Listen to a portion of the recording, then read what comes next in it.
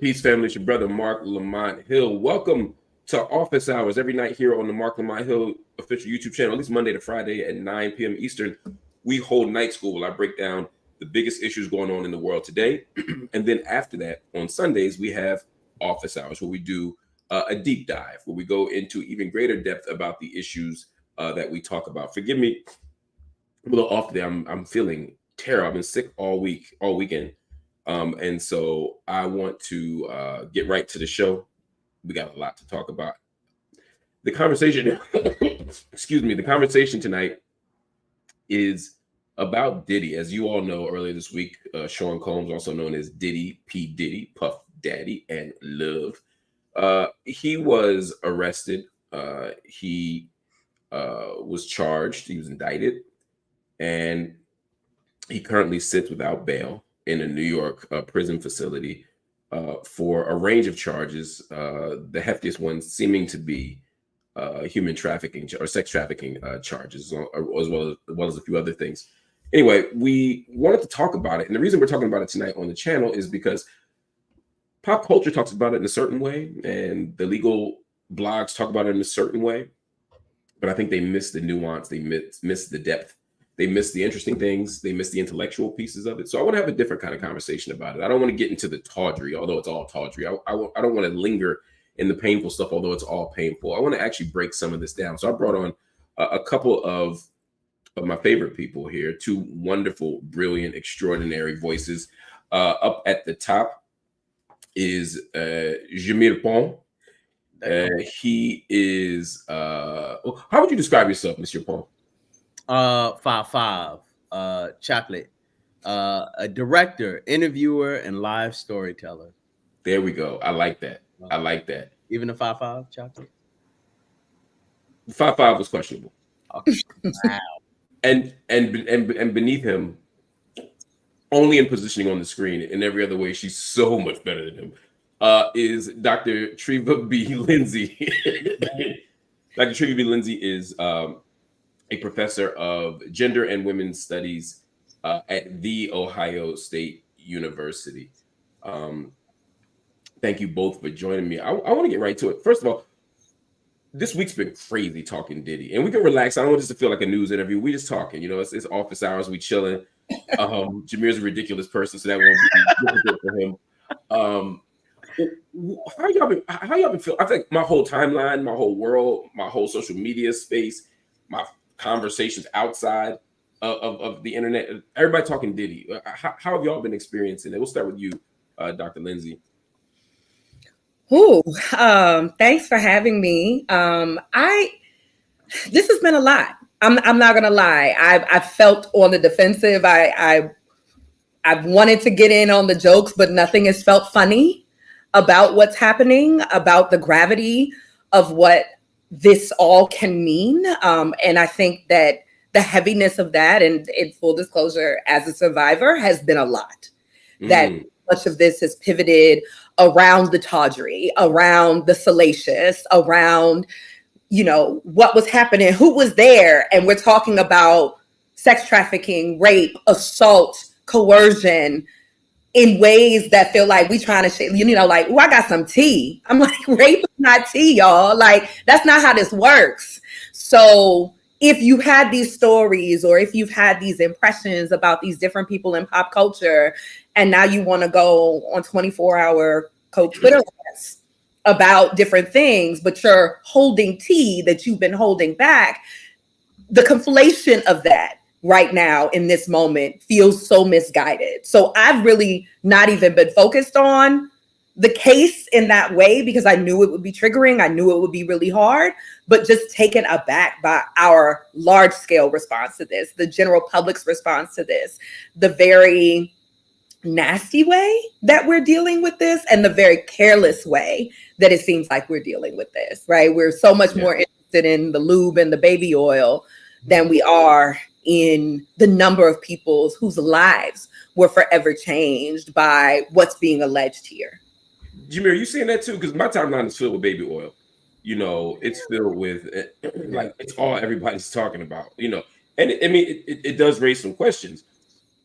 But I got lots of questions about lots of pieces of this, but it seems like everybody's focused. Just say, like they have been for almost a year now. Everybody seems to be focused on the sex, kind of sex he's having, not the sexual violence, not the sexual assault, just like his particular proclivity. And it's like, look, I'm all for a good joke. I've been known to have even an immature joke from time to time, once a year, twice a year. But like, that's a lot more than that. Both of you, but we talking about like, I just wish we could hold space for both, Jameer. I don't know. What are you seeing?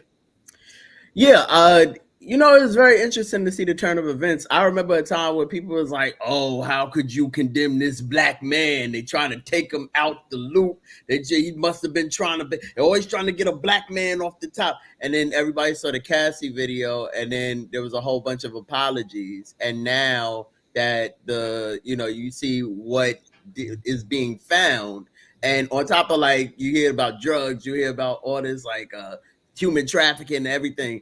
As soon as they pulled out, like, hey, we found 1,000 bottles of lube, it was like all of everything else went away. And then I just saw jokes flying, skits flying, all these lube adjacent things kind of being put on the timeline. It's very interesting. I think just, my timeline, who is mainly black, we always, and no pun intended, but Harlem shaking through the pain. Like nobody wants to kind of address like the realisms because maybe it's really painful. And maybe the way we address it is through jokes or through pain. I'm not saying me in particular, but I see people, but it's like automatically, you know what? The severity of this is crazy. Let's let these jokes fly because that's how we used to handling things.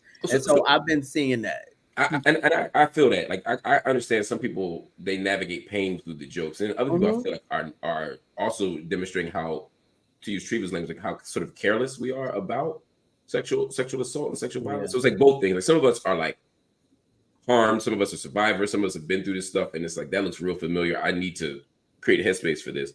And then other people are we just live in a rape culture, right? And so both of those things are true. Jameer, have you? Yeah, I was thinking about the conversation about the who's on the Diddy tapes, because that is going to prove interesting for lots of reasons. Again, some people are thinking about who's on the Diddy tapes in the context of who's freaky or who's queer or who's this or that. But another way to think about this is that if Diddy's involved in real crimes, then it also means that other people might be complicit in those crimes. Like there might be we might find that there's a whole industry of people who are doing real harm to people. How likely is it in your mind that we're going to see some of them, that we're going to find out what's on them tapes? Well, I mean, I don't know how much we're going to find out. I know the feds have claimed that they found at least 300 terabytes of freak offs, which I think is just so everybody's no matter what news cycle is using the term freak offs now. So they have 300 terabytes of freak offs just from one space, and I think Providence, Rhode Island. And I think that a lot of people, I mean, we live in a society where we want to see people rise to the top, and then we immediately want to see them crumble when they get too high. And then the story of navigating back to the top after that, I think is so prevalent in American culture. So I think people want to burn like Hollywood and celebrity down. This is where a lot of people are focused, and I think a lot of people are hoping that people's favorites are on these tapes. I've seen people like, Jay-Z, you next, Beyonce, you next, Rihanna, you next, and it's like people are waiting. And they just naming people who are really doing better than them. Like there's no reason to take Rihanna, for example. I'm just gonna pick one at random. There's no reason to believe that Rihanna is on them tapes. Like, there's no reason to believe that. I'm not saying she is. I don't know, right? Yeah, never been to one of his parties. But what I know is people are just randomly throwing like blame on people, and it's weird. It is weird. It's strange. It's very strange. But again, we live in a culture where that is celebrated. You stay, like, again, no pun intended, you stay at the party too long and people will find some shit to talk about. And, it starts coming out like a thread. Like people just start pulling the thread and going, oh, they was at this party. They was at this party. I saw a picture of Puff, Jay-Z, Dame Dash, Aaliyah, and J-Lo, like all in the people bringing out, they was all in the big bed together. So I know people are hoping that these people are there so it could prove them right, so they could burn. And it's like they took a fun picture, you know, like that was it. According to Dame.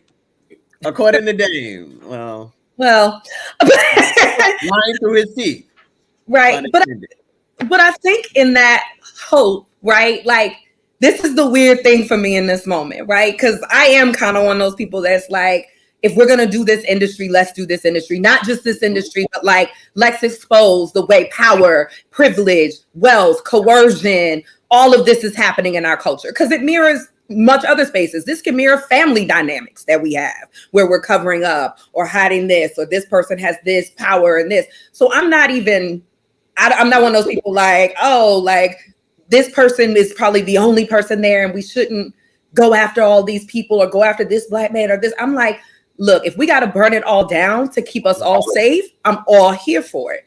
However, this desire that we have for people to be exposed, I wonder how much of that actually comes from wanting to do this so we're weeding out sexual violence and coercion and all of these other terrible dynamics in our community, and how much of it is really about, like, again, that goes back to this tea thing, but of like, we just really want to know what's happening, right? That it doesn't have a care for those who are actually victimized in this. It's not about exposing this for the victims. It's about exposing this for the perpetrators so that you have tea and you can say this person is X.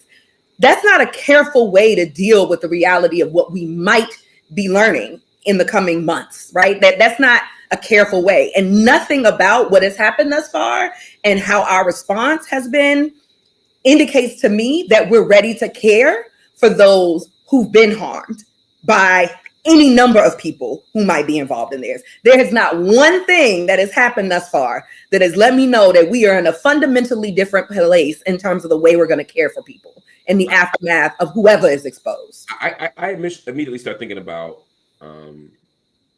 Usher and Justin Bieber.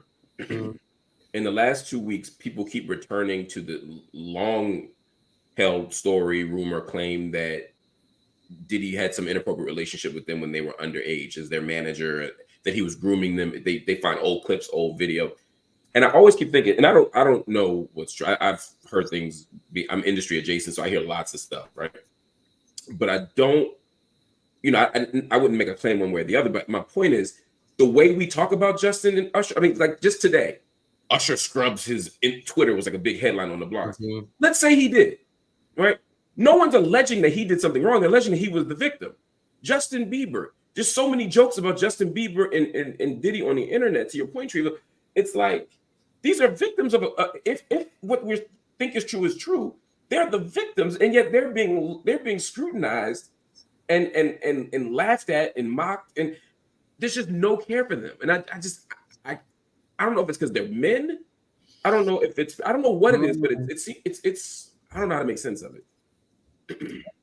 I mean, I do think there's a part of this that is about them being, and let me be clear here, they would have been boys, right? When whatever this, if this is what had happened, right? What we're alleging, the relationship and how this dynamic of sexual violence might have unfolded, these would have been boys. So I want to name that accurately. Yeah. In terms of what violence is alleged to maybe have happened, right? With what's circulating anyway, that we barely have anything to process the kind of more prominent discussion of women and girls being violated, let alone boys, right? Because what we go to automatically is this homophobia. What we go to automatically are these like antagonisms towards our queer folk, our queer cis. Like that's immediately where we go. So it's about also not just exposing who's a perpetrator, but like who's really gay, right? Like that's the conversation, not who's violated, who's been harmed. And then even if that's the case, well, that's why he acts like that, right? Because there's this linkage we want to make between how people show up in the world sexually, their sexual identities, and some experience with sexual violence. We want to link that to trauma as opposed to naming trauma in and of itself and then saying, look at the ecosystem that produces this.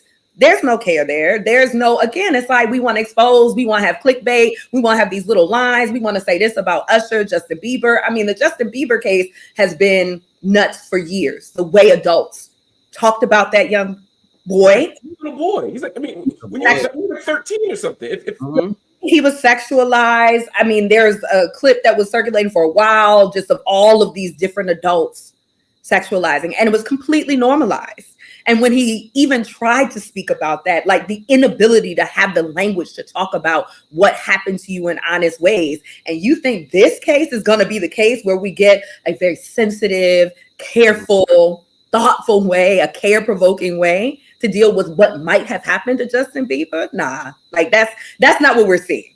Even outside of the little funny jokes or whatever like that, like nothing to me feels like we're prepared for what this case is going to bring up for us in a real way. Someone wrote in and said, what does No Diddy mean? It's interesting, Jameer, because, you know, when No Diddy emerged at the end of the fall as a kind of new way of saying pause, or, you know, back in the day, they'd say no homo and all these other things. It kind of, to me, marked the moment where Diddy's sexuality was centered, where it was like, people have been accusing Diddy of robbing people forever. Every 2 years, Eminem accuses Diddy of killing Tupac, right? Like, literally, right? Like, people have been accusing Diddy of domestic violence for years, and nothing seemed to move the needle.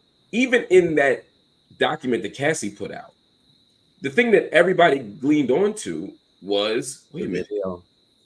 It's like, wait a minute. These were underage boys that he was trafficking, allegedly? Wait, these are male rappers he was having freak offs with? It was like, the outrage all seemed to center around the same gender, same sex, queerness of it all. And it's like, that's what everybody seemed to care about. I was like, wait a minute, Diddy's gay.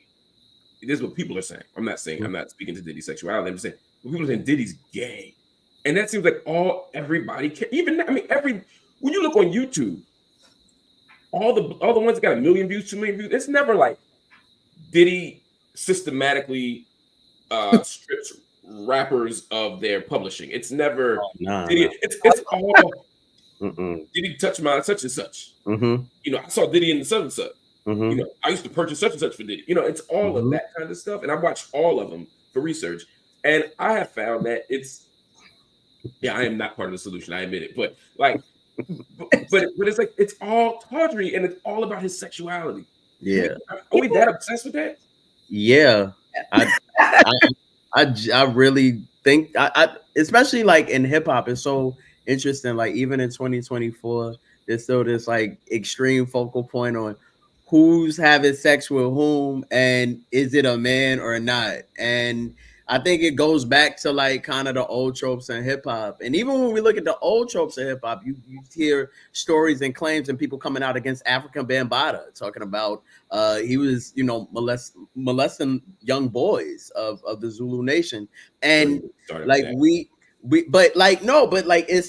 when you talk about the foundation, like that's a part of the foundation too. And a lot of people try to ignore that, and I think even in Justin Bieber's case and Usher case when they were young, I see so many people treat celebrities as like normal people outside of the scope of sexuality, but when there's some victim shit going on, it's like, oh well, they're celebrities, they know what they got themselves into. It's like, yo, these were kids. How could you even put your mind to understanding a world like this as an 11, 12, 13-year-old? Like Usher went to Diddy's flavor camp like back in the day, and he won't talk a lot about it, but he said he saw a lot of shit that, you know, like he was exposed to things. And when people hear that, they automatically go, oh well, you know, Usher was in there like getting turned out and things like that. But it's almost like as a joke. But the society associates, like, I mean, think about it. We still associate, we're not far from removed, and people still do it. Oh, everything you do is gay. Oh, that's gay. Meaning you know, that's corny. That's it. You know, so we have these labels specifically in hip hop, which we haven't matured out of, you know, and so people. I was going to ask y'all that. Has hip hop matured? I mean, I remember in the 90s, you know, toddler, when there was. You had a toddler? Okay. Okay.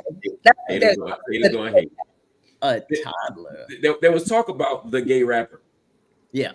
You know, Wendy Williams was a big force behind sort of drawing our attention, having us obsess about the gay rapper. And I don't know who she was talking. Actually, I do know who she was talking about. She told me who she was talking about one day off air. But the idea to me was not whether or not she was right about this particular rapper.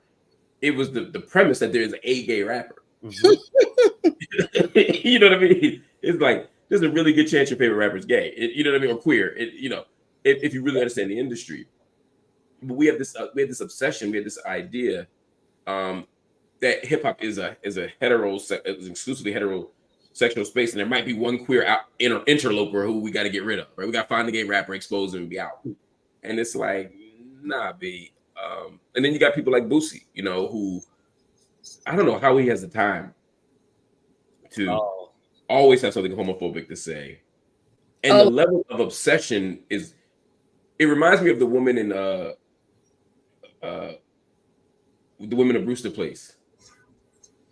You were a toddler in the 90s, is what you said? He had a toddler in the 90s. Don't worry. He had a toddler in the 90s. Okay, because the women's of Brewster. Okay, just wanted to make sure. You know what? I'm moving on. Got Back it. to you all, jerks, two jerks. But yeah, I mean, this idea that I don't know, there's an obsession with this in hip hop that I find so weird.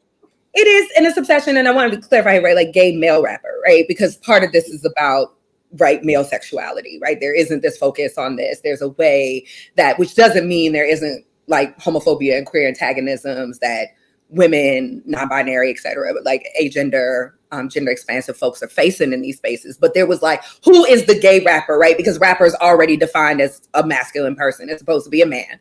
So that's what would offend us. That would be the thing that will take us out. Because how can you uphold this notion of realness, manhood, masculinity, all of these things if you like to fuck other men, right? And there's still that stigma. As much as we think we've grown, as much as I think there has been progress broadly, I think there is still this rampant homophobia that exists. And so the fact that we can turn from pause, no homo, who's the gay rapper, now No Diddy, like all of these things are just demarcating where we are in that discussion. The flippancy with which we can say that and mean that in an antagonistic way, even if we're saying it just as a joke, that there is still an antagonism that underlies that because we're still saying you are less than. It is completely childish and all of these things, but it's harmful. And I don't want to pretend that it's just a flippant comment that we need to dismiss and do better with. Like hip hop, you like solidly 51. Like what's good? Like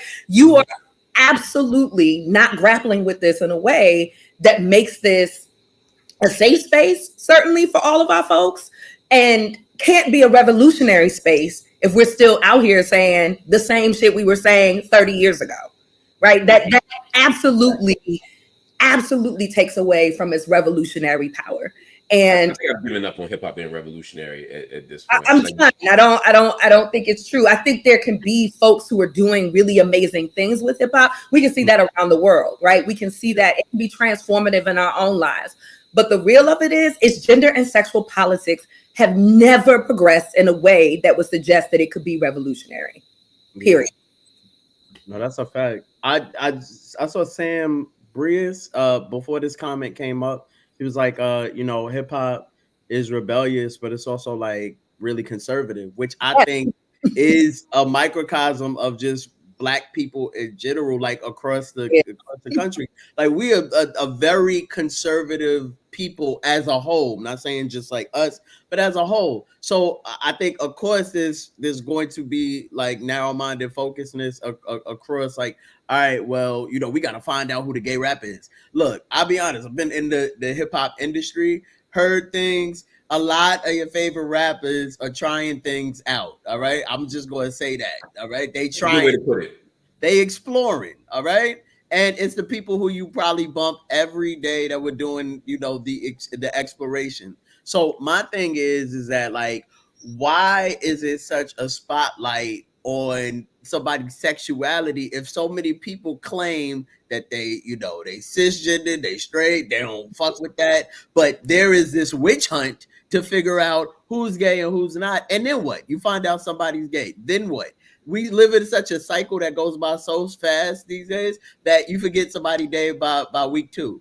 It's like, but I feel like in hip hop, that's the thing that you can't. Like for example, like again, nobody stopped getting records with Diddy. Nobody stopped getting production from Diddy. Nobody stopped doing business with Diddy. after all the other allegations. But once all that No Diddy stuff came out, now I don't think anybody would be on the track with it. It seemed to me that the gayness is like the scarlet letter, that's like the unforgivable thing, not the domestic violence, not being a deadbeat father, not giving shit to the community, none of that. All that's fair game. I know so many rappers that there are rappers who I've spent more time with the kids than they have. You know what I mean? And not because I spend time with them. You know what I mean? It didn't take long. And yet, because I'm serious, man. And yet, none of that is bad for business. Yeah, but I will. Okay, so Chingy, for example, just to give you a concrete example for the audience. Chingy is somebody. Again, I don't know Chingy's business, but Chingy has been very vocal in saying that the thing that ruined his career was an allegation that he had a relationship with a trans woman. What's the Young Buck from G Unit had a very similar experience. Not 50 Cent actually animated that rumor, right? By I'm not saying he started it, but he certainly put the gasoline on it. And these are two people who openly say, hey, this thing hurt me. Yes. And I agree with that in that space, because like in, I guess, the early aughts, like that was very prevalent.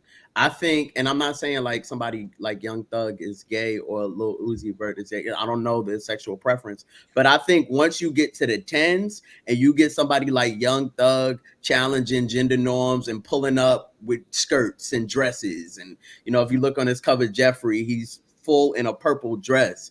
And Hege, even the Barter 6, like he's wearing nothing but a red bandana holding his privates. He's naked. And so you start getting these androgynous rappers, these rappers who are now influenced by more rock and roll influenced thing, wearing tight. This is where tight clothes came from, but like there are all these things that have now kind of like past the Chingies and the Young Bucks at this time, where people now are becoming more fluid with their sexuality, open with their sexuality, talk about getting their cakes eaten and eating hibachi and all kind of things, where it would have been like if Rakim was talking about getting his ass eaten, they would have stoned him in 86. But now we start hearing more of this, but it's still not, hey, I'm gay. It's still not that. I mean, Saucy Santana, even somebody like Saucy Santana to exist now is like mind blowing, because we never could have had that in 2004 when Chingy was popping. So I think we have gotten better, but it's still like a wild goose. It's like a witch hunt. It's like a witch hunt. It's trying to figure out. But then once you figure out, these people are not getting their careers buried like they once were at this time. Like you can find out somebody was like Bobby Valentino was like got caught messing with I think coming out of a man's hotel room like a few years ago. Like, but I'm not saying Bobby Valentino is like on the top of the charts, but he's still touring. It's like we live in a society that goes so fast that people forget about what you did and who you did it with in an instant. And then people really don't care. They just want to be quick with the news. Hey, I found this. I'm the one who found out first. Right. I'm first. People don't care like they used to.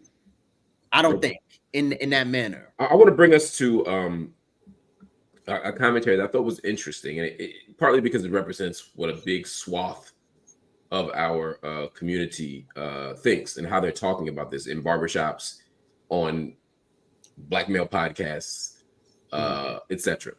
Check this out from one of your colleagues, Dr. Lindsey.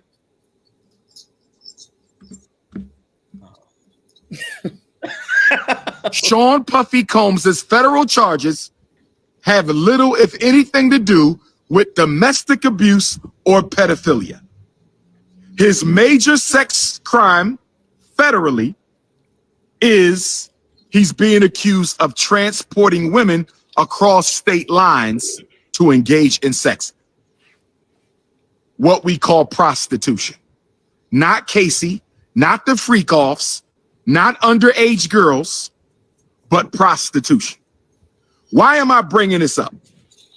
Because I don't support prostitution either. I do not support men paying for the sugar box. I do not support black women having to sexually exploit their sugar box in order to pay their bills. With that being said, Prostitution is the oldest female business on the planet Earth. Prostitution is the oldest female business on the planet Earth. Prostitution is the oldest female business on the planet Earth.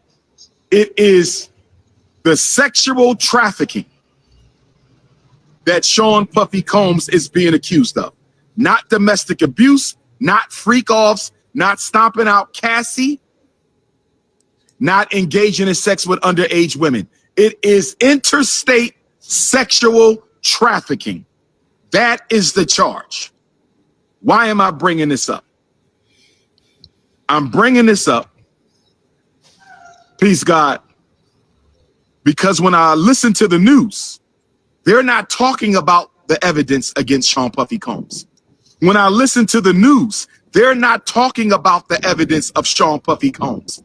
When I listen to the news, I have yet to hear anybody give me a specific piece of interstate sex trafficking evidence against Sean Puffy Combs. I'm going to say it again.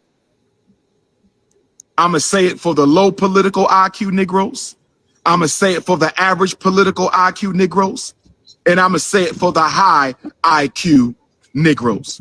I haven't seen or heard a single piece of evidence against Sean Puffy Combs. I ain't read it in the New York Times. I ain't read it in the Philadelphia Inquirer. I ain't heard it on CNN. I ain't seen it on headline news. Where is the evidence that Sean Puffy Combs engaged in interstate sex trafficking? I keep hearing about Cassie when I turn on the news. Why are we hearing about Cassie when Cassie has nothing to do with the federal indictment? I don't think any black man should have 1,000 bottles of baby oil. I don't think any black man needs 1,000 bottles of baby oil. But I haven't seen anywhere in federal law where owning 1,000 bottles of baby oil is a federal crime.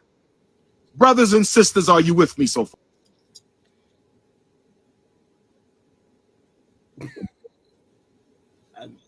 Okay.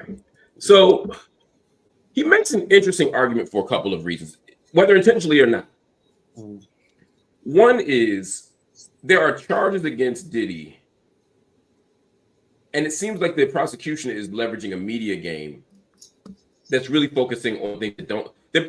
It would be like, and we see this all the time, where someone's accused of one crime, and so they throw out a bunch of other stuff to kind of muddy the water and to poison the jury pool. And then in a homophobic, homo-antagonistic society, to show the baby oil and to show the freak-offs and to talk about all the sex he's having with dudes, it's almost like, I mean, that could condition the public to say he's guilty irrespective of what the evidence is. Now, this isn't to defend Diddy, it's just to say, is there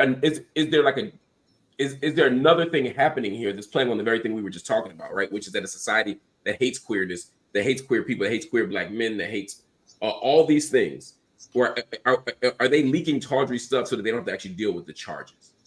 What would you say to that, either of you? I'm gonna let Jameer. Jameer, I think you were to say Jameer. Okay, Jameer. All right.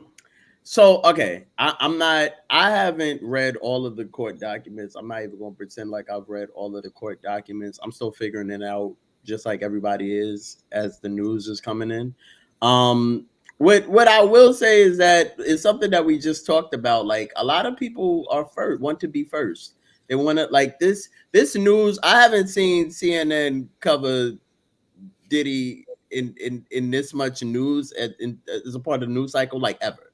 So I think a lot of this does come from salacious acts. People want to put that up front because that's what gets clicks. That's what gets viewers. Clearly, people know, like, hey, you know, if somebody's gay, we want to know who's gay. This is just society we want to be in. Like, we want to know who's gay. We wanted to know who was on the Epstein list. Like, people like tuned in, waiting for it to drop. Like, it's an album. So, like, I'm not gonna pretend like that's like the salacious news cycle isn't something that people tune in for, including myself. I'm not gonna lie to you, but I will say, like, in terms of reading Cassie's testimony, in terms of like reading what she put in the court documents of her because it's not only like it's the prostitution charges, but also like Diddy has allegedly, we talked about blackmail with these freak offs, these tapes, force the forcible sex acts of people having sex with people and then recording it and then like stashing away the recordings. Like whether that gets exposed or not on a grand scale, like enough for me, especially because this is not just from Cassie. We've heard this from a few people. We've we've heard forcible, like, hey, you can't go nowhere, from Dawn Richard, who was one half of Diddy Dirty Money, part of Danny Kane. We've heard these stories and these claims, which leads me to believe, like, even if we haven't heard the whole powder keg and we haven't seen it, that these claims to me are still like prevalent. Like, I'm not just going to ignore the claims just because like we're only focusing right now on prostitution or interstate sex trafficking. Like, we also have to realize that I think there are some people though who would say if the only thing is being charged with is sex trafficking and it's consensual sex work, there's a lot of people that say sex work shouldn't even be illegal. I'm not saying that's the case.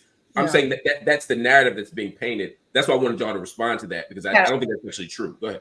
Yeah, I think in this, well, one, I feel like I became a low IQ Negro listening to that low IQ Negro now. So I just want to acknowledge that and how disingenuous it was. But here's the thing. With the sex trafficking, and I would charge everyone who has the capacity and bandwidth, if you can, and I mean that from an emotional labor standpoint of actually reading through the actual documents and what he's being accused of and what is in those documents. Sex workers also can be sexually violated and trafficked. So what they might be signing up for initially and what actually happens, that's a great point.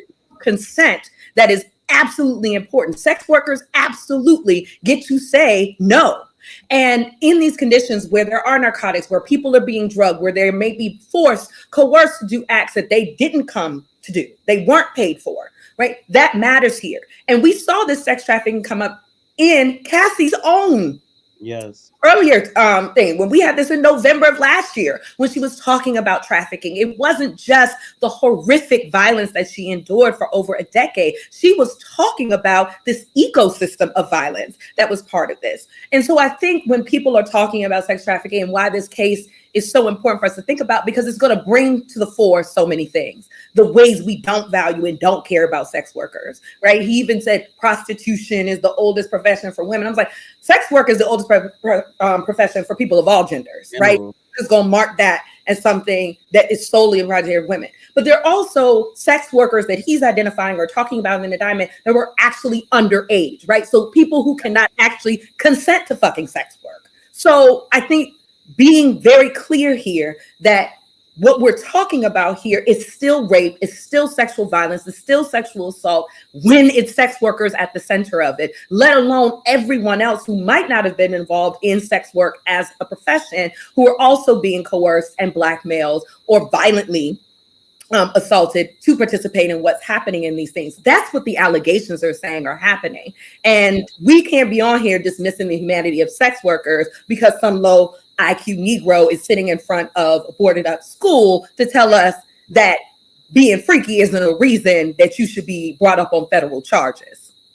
Yeah, to that point, there's so many people who are making the claim that, well, I don't know, I didn't know you could be arrested or charged for being freaky.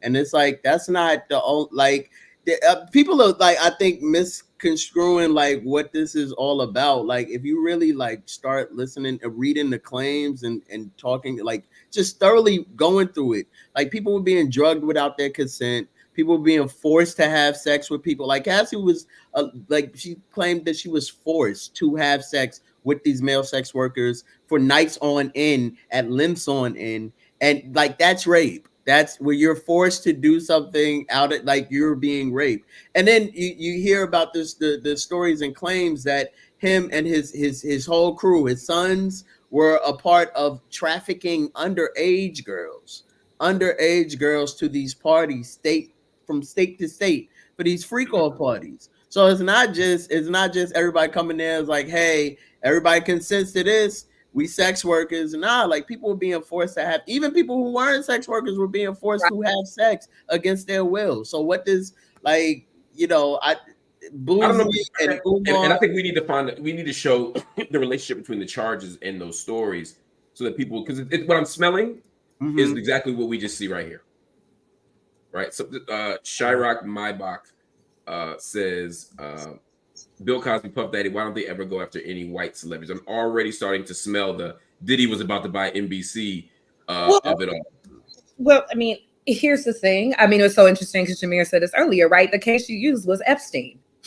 Weinstein. The reason we have the virality of Me Too, despite its founding by a Black woman a decade before that, is because of the ecosystem of Hollywood and Harvey Weinstein and many other people, right? And Epstein, so many people about that. We have somebody running for president right now who has been found liable for fucking sexual violence. Like, I think that there's something here to say, we're not going after these people. We're not doing this. I think we can be very honest about the history of false accusations against Black men and be very real about that in our country. And we can also say these allegations are very serious and we need to take them seriously. And even as somebody within the Black community, I'm gonna hold us to some standards. I don't know why we sitting here pretending like, yeah, I want everybody about the paint.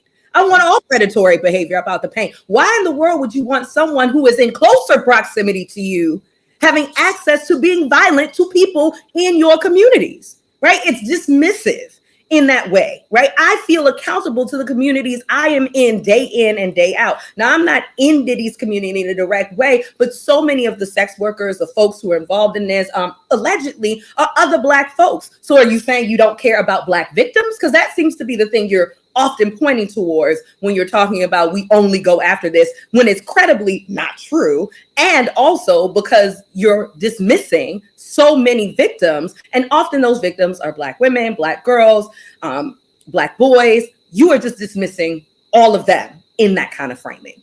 Yeah. There's, by the way, if you look in the comments, you can see people naming hella white men who've been held accountable lately, and I agree with you.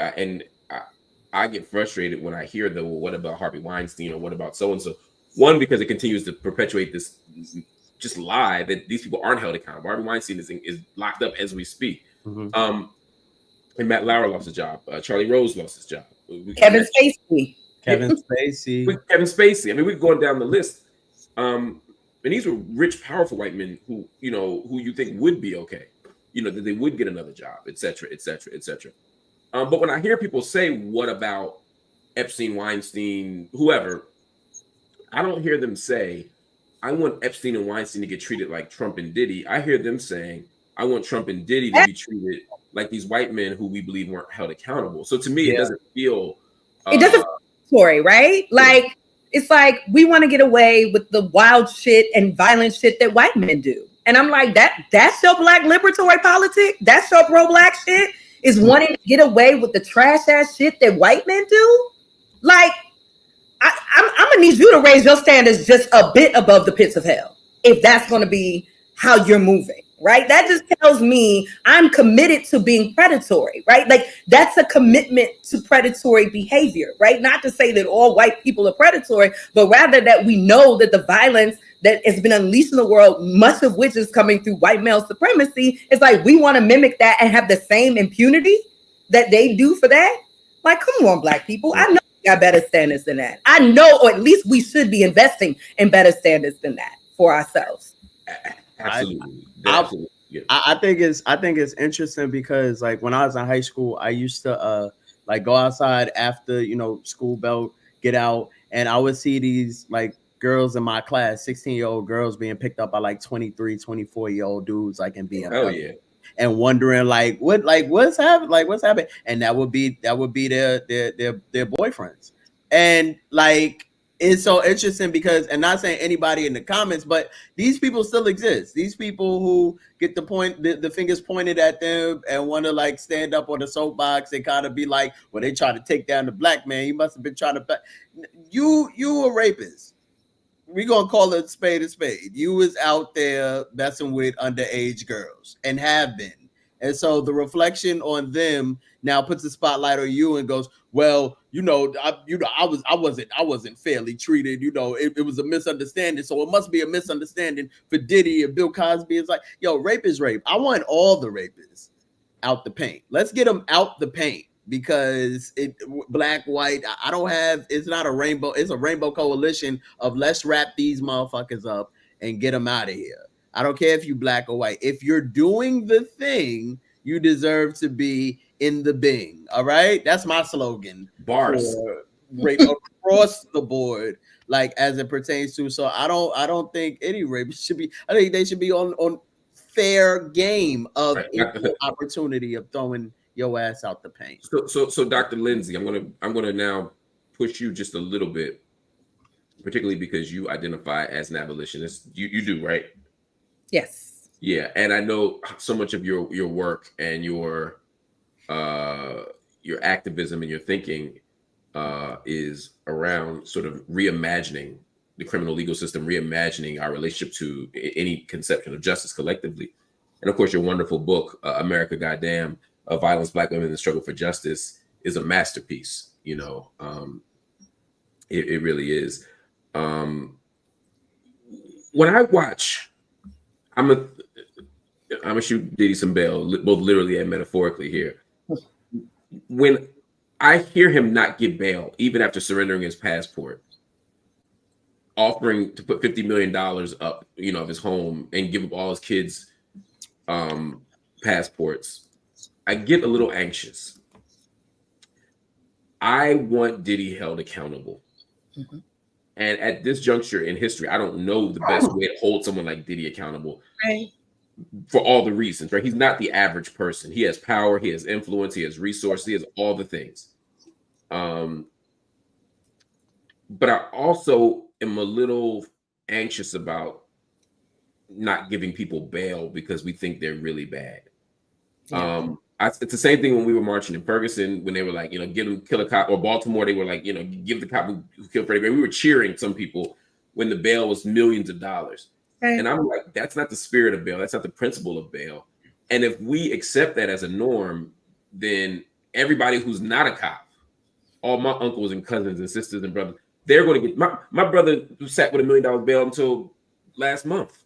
Right. 3 years he sat with $1 million bail. Right. Until he was convicted, right? I mean, like, what do we do with that? Yeah. Right? I don't know. I struggle with it. And so again, there are these moments where it's like Diddy is wrong as two left shoes, guilty as sin, insert any other old person saying, right? You're old, right? Fine, I'm old. The Fred for sure probably don't help. Yeah. But at the same time, I don't want him treated differently. I don't want the criminal justice system or the criminal legal system to work differently for him. I don't want him to be denied bail purely because we know he's a monster, right? I think about all of those things. Yeah. How do you respond to that as somebody who thinks very seriously about the violence, but also thinks very seriously about the system? Right. I mean, this is hard. And I say, when you ask me that question, am I abolitionist? I'm like, yes. And I often say, I'm a student of abolition, right? I'm still learning because I'm still unlearning so much about the carceral imagination that we all grow up in, right? I grow up in this system. I'm learning. I am divesting from it because I want something better, right? I'd like to stop Diddy before we even got to this point where it is a monstrosity that we're now dealing with, as opposed to how do we check power in the first place? How do we check these individuals? How do we check this? And not just understand it as individuals, but an ecosystem that's producing this. And I will admit that my visceral reaction to some of these things is not very abolitionist. I'm like, right. When you go down those bars, right? Mm-hmm. I felt that because I understand, right?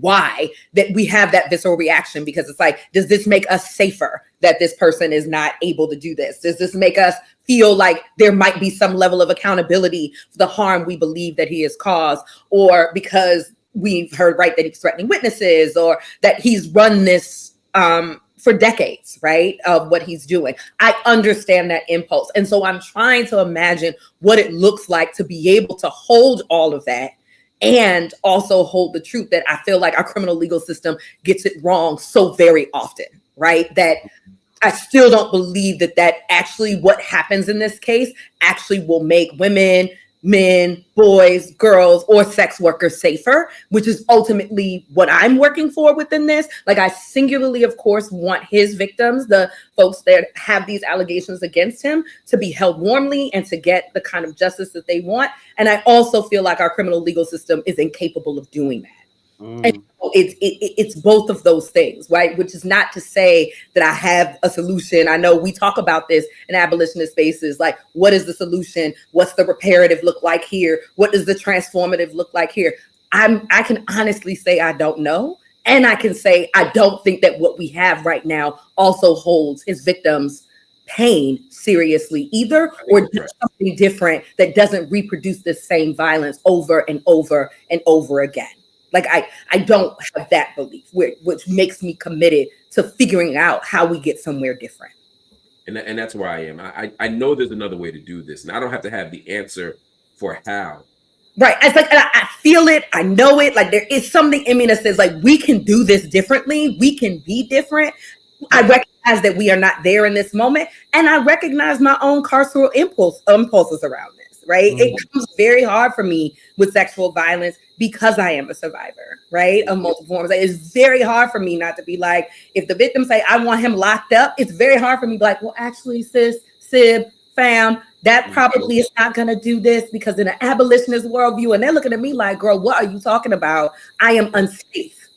And so I never want to take the unsafety that people feel and is very real, like, as light in some broader vision. And I do think it is up to us who do have this broader vision to be working continuously to figure that out, so we have a better response when cases like this come up, when cases of this kind of monstrosity come up, that we have something more robust to offer people as a way to get through and get past this moment. And by past, not past the pain, but past this kind of violence being so rampant, this kind of ecosystem being what we're dealing with. We have some comments coming in I want to make sure I read, at least the super chats. South Dudan said, in America, it's innocent until proven guilty, but it seems like for a black man, it's guilty until proven innocent. I mean, there is the question of, as awful as his actions are allegedly, they're still, as legally, he's innocent. And so it's like, if he's legally innocent and he's surrendering all this money and all this stuff, it's hard to explain why he shouldn't be out, except you hear people like Kareem say he was charged with racketeering too, which includes kidnapping, blackmail, etc. You complain he also blew up Kid Cudi's car. We can't confirm that he blew up Kid Cudi's car. Although Kid Cudi feels like Kid Cudi, Cudi's car. And so does Cassie. But my point is, the argument might be that he has demonstrated a commitment to circumventing the law and due process, that he goes after people, right? That's the thing. That's hard. It's like if somebody's a serial killer, it's hard to wait. It's hard to give him bail, while you wait. I mean, that's the argument. That would be the argument. Someone was responding to our earlier conversation. Huda, London Mental Health and Crime React, said 17-year-old Jane Doe accused Diddy and other individuals transporting her from Detroit to a minor, his studio in New York. Sex trafficking, Sex trafficking, yeah. So, I mean, these are serious allegations that aren't just kind of like consensual adults who are paying for said sugar box, as he called it. Yeah, it's just not baby oil. Like, Mike Smith said, Diddy pissed off the Jews. Revolt TV posted 1,000 disturbing Gaza videos to Instagram. Was a very vocal ally to. See, this is where I get really frustrated for lots of reasons. One, this becomes textbook anti-Semitism, right? Because it becomes, there's a Jewish plot to destroy Diddy for supporting Israel. It also aligns all Jews with Israel, right? When he didn't even say like. Anyway, there's lots of things wrong with this message to me. But the bigger part of it is that it's just not true, right? Most of the videos you saw from Gaza were after Diddy stepped down from the board. Diddy had stepped down from the board of Revolt. He stepped down from the board of Revolt a gajillion months ago. I mean, long before these videos came out. And then he sold his shares even when he didn't have a power or controlling interest. He did that, I think in May or June. So Diddy had nothing. I promise you, Diddy's involved in lots of things. He is not involved in liberating Palestine. So let's not add that to the mix so that somehow it becomes some intersectional, multinational, transnational solidarity struggle. And Bill Cosby was trying to buy NBC. Diddy was trying to free Palestine, and now they got no. He's a predator. He was doing predator things. I promise you, it has absolutely nothing to do with Palestine. Somebody said where Russ Simmons at. He's back and forth to Bali, right back in the United States. And what's interesting is I see lots of rappers still show up when he's in New York. I see lots of pictures on Russ's Instagram. And the mayor of New York.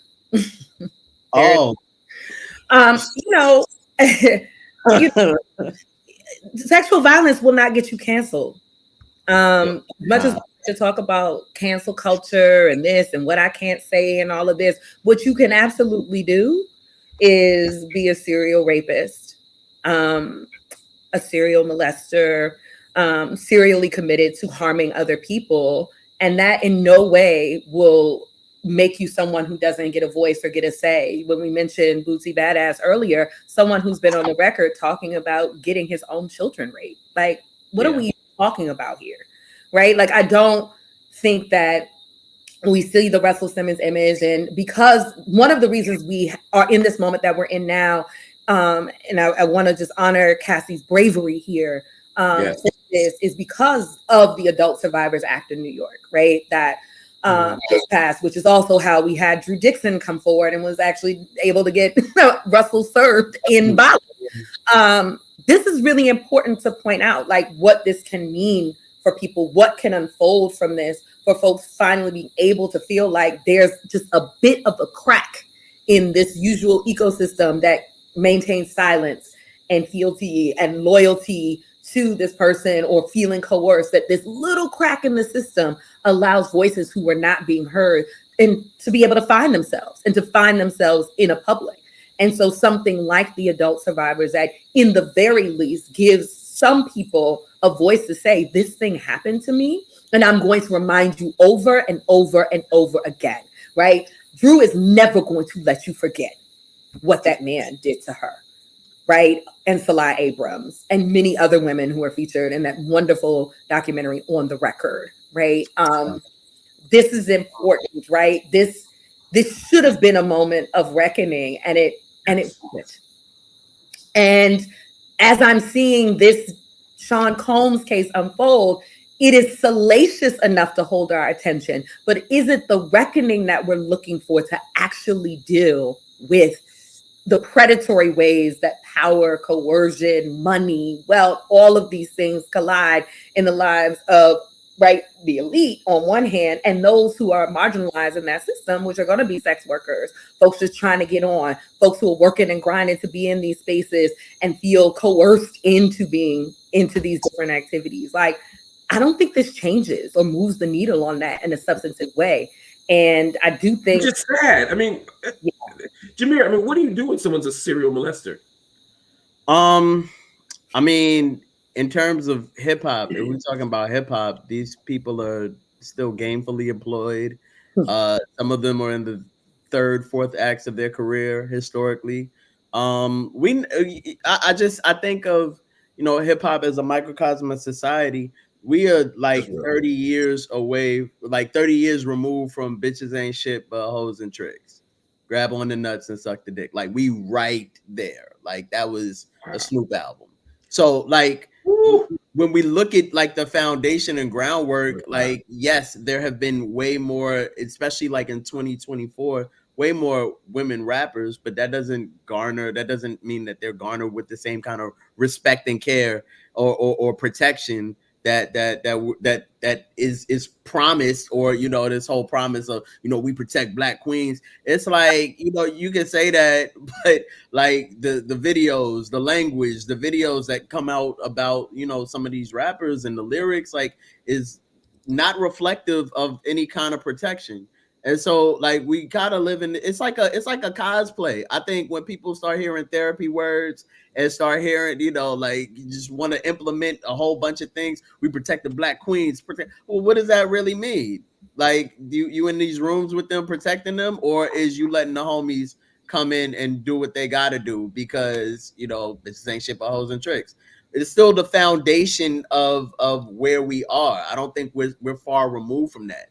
So when you talk about where the serial molesters, you know, some of them are over hip hop companies. Some of them are producing your favorite hip hop albums. Some of them are singing and rapping on the choruses of some of the most popular songs. And we don't really talk about that because money is to be made and feet is tapping and head is bopping. But like, what's going on behind the scenes? Yeah, and we want to preserve that. I mean, I think about, I mean, I love Kendrick Lamar and I love, you know, him mollywopping Drake in every way imaginable. Mm. And I love the video and I love what it did for LA and I love the song. And in the midst of this love fest in LA, when it came out to perform, who's the first person that walks out on the stage? Dr. Dre. You know, how do I cheer that and still talk to my friend D Barnes? Right. Like, you know, but in hip hop, the way we reconcile it is to just erase D Barnes. For sure. It's like, well, we can't erase Dre. No, we got to name an award after him at the Grammys. He got an award named after him. Right. And cancel D Barnes of all things. We got a couple more comments coming. I know y'all gotta go. Frederico Sanquitos sends us I will do a live Q&A after this discussion, after our esteemed guests leaving. Thank you for this donation. UGX, is that Ugandan money? $5,000. It's definitely not. Where we going? I'm grateful. I'm just curious to know more what country you're coming from. There's no judgment. Uganda, it is. Okay, yeah. Thank you, brother. All the way from Uganda, writing in. You a suit with that. NRB 1989 said, been thinking about this a lot. What should people who are privy to Diddy's disgusting behavior have done? It seems like we paint whistleblowers as crazy, kill their careers when they talk before it's popular. I mean, I can tell you, I mean, that's a great question. What do you do? You know, some of us stay away. But here's the thing. Some of it, I don't know Diddy. I mean, I know Diddy, but I don't know Diddy. I've met Diddy a few times. Always very nice to me. We texted once. We were supposed to catch up to do something. He never called me back. I'm so grateful he didn't. He's like, I'm hit you this weekend. He just never did. I was like, okay, good, right? In retrospect. So I don't have it. My relationship with him is always like from the outside in. Every story I've ever heard is somebody saying that somebody said that somebody said. You know what I mean? And it was never. It was much more about his sexuality again than it was the harm stuff. It was always like, yo, you know, that's a wild ball, you know. And shut up, Jameer. He's making fun of my Philly-ness. I love your Philly-ness. It's one of my favorite things. But like you'd hear these Diddy stories and about the Diddy parties, which I never went to one. You know what I mean? Because it just wasn't my twist. But just in terms of all of it. And so a lot of people I know stayed away because they didn't know. And the people who are close enough to know are often the ones who have the pressure applied to them. Like, people are saying that their cars are getting blown up. People are getting shit. You know, I worry about, you know, putting too much pressure on the non-whistleblower in light of what this person's saying, right? We call them crazy.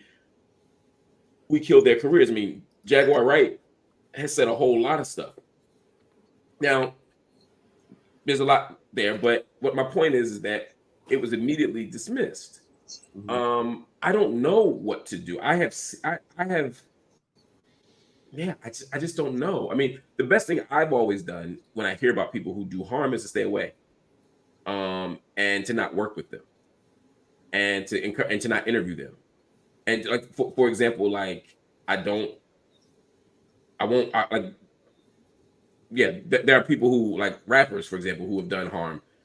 When their books come out, I don't interview them. They don't come to my bookstore. I just it's a matter of print. That's what I do. Now I don't know what else you can do, and I don't know if I want. And because the people who are often most harmed by this are the most marginal people. I don't know.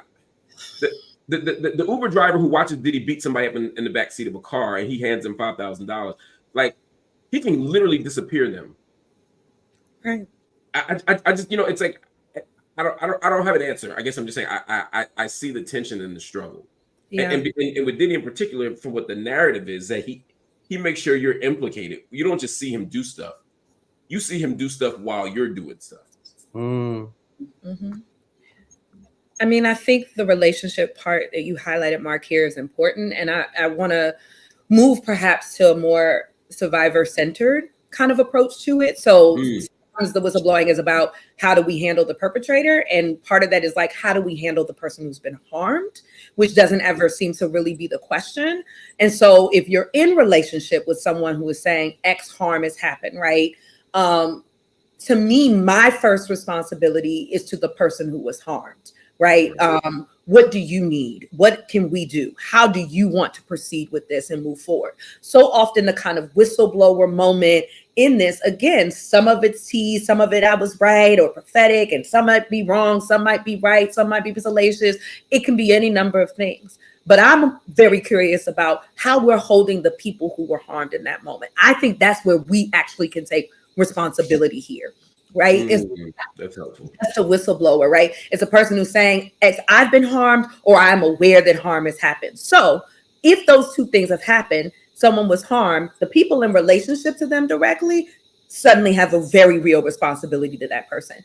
If you're someone who knows someone who's been harmed, right? You then are going to that person and saying what we're going to do and how we're going to hold this person in this moment. If you're just a whistleblower, right? Just somebody who found out from somebody who knows, again, how are you asking? So do we know what this person needs in this moment? Do we know what this person wants in this moment? How do they want to move forward? How should we be moving in support of that person? Is it saying we're not going to support them? We're not going to do a book talk with them, an album release party, or this, that, and the third? Is it saying, hey, y'all, heard some things, might want to stay away from these parties because I'm hearing from credible folks that this kind of thing is happening, right?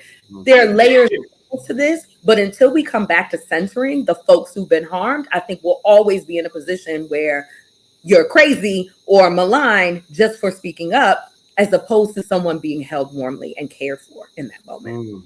We have Huda again from London Town.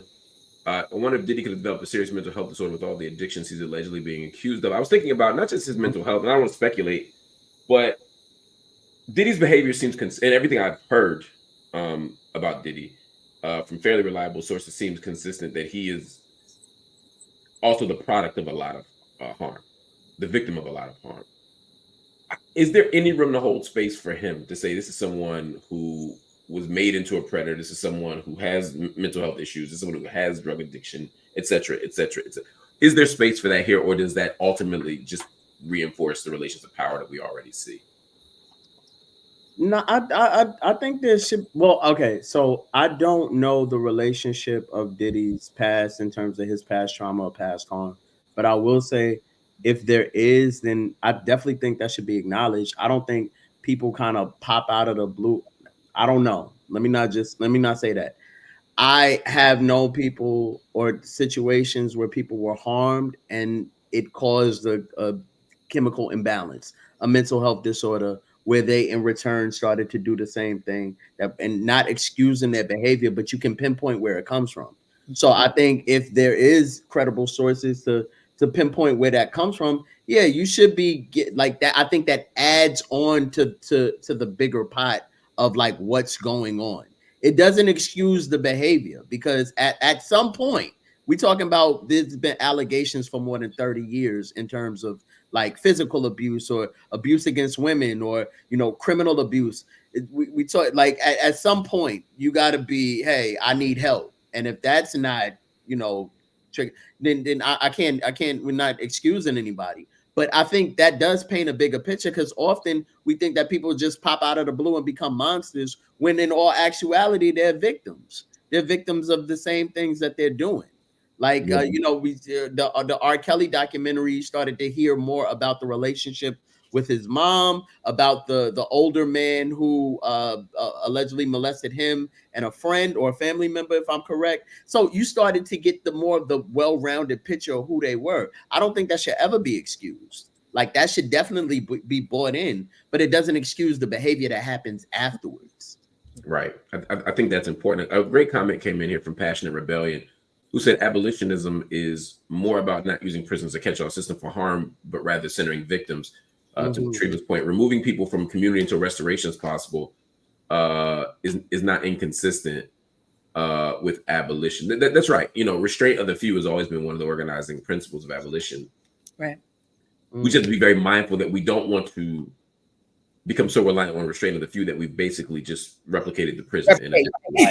Yeah, that's the challenge of it. But I agree. I mean, if someone, you know, if someone is not in a space to be safe inside of a community, we have to pull people out of the community. So again, if someone is a serial rapist, we you know, what does restorative look like? We have to figure that out. That's what I was getting at earlier. I know some of you disagreed when I said, well, I don't know what accountability looks like for Diddy. What I meant was, I don't know what accountability looks like for Diddy in an abolitionist context, because I have to think through things that I don't normally have to think through with people in his who do the acts that he's accused of doing, like the fact that he can leave the country whenever he wants, like the fact that he can literally, I mean, like that Cassie tape, he avoided accountability by spending $50,000, right, and giving it to a hotel worker. These are things that the average person can't do. Exactly. So one, you have to be committed to restorative justice and restorative processes, but also there's also this piece again of the power dynamics, and Diddy does something very different.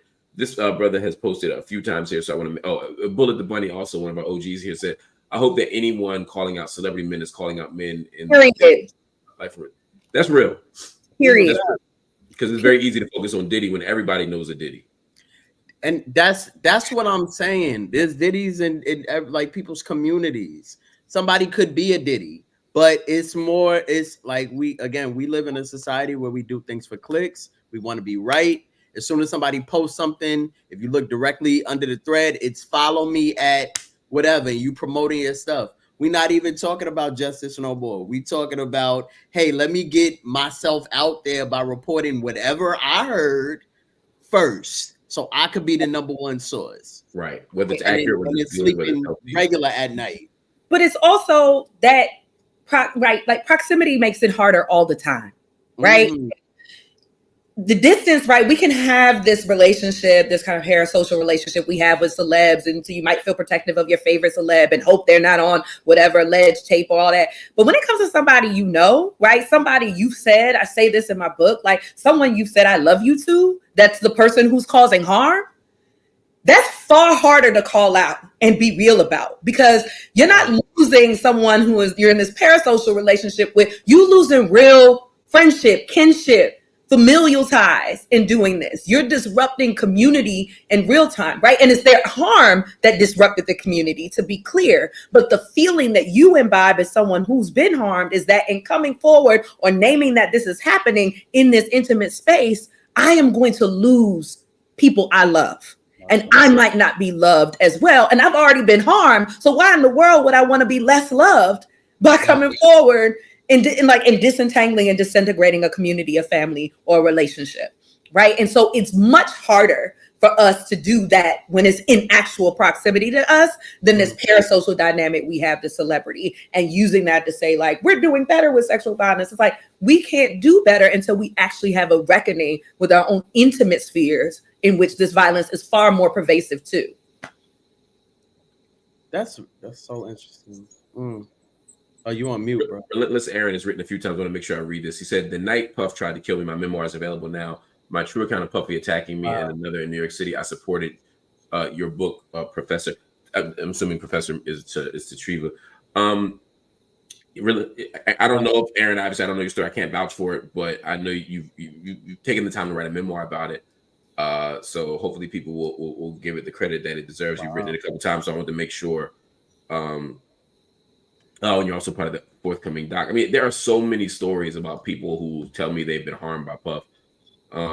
It's kind of wild, and lots of books coming out, including a leak allegedly of Kim Porter. And that book went all the way to number 127 on Amazon, which is higher than any book I've ever written.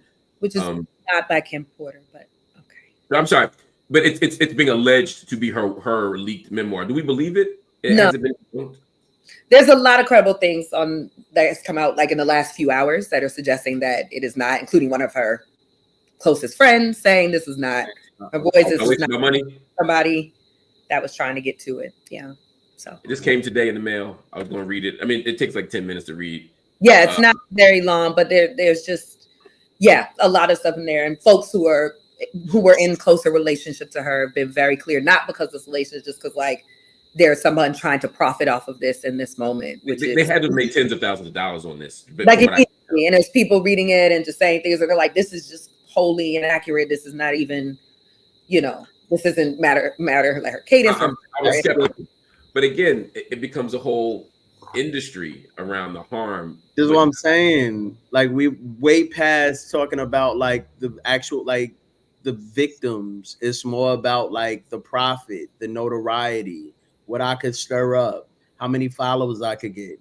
And in a society like that, I don't, it's hard. It's really, I can imagine how hard it is to find the truth or to believe the believers when so many people are profiting off of so much pain and trauma. Is disgusting. That's disgusting to know that somebody like that's not even Kim. She's not even here no more. Right.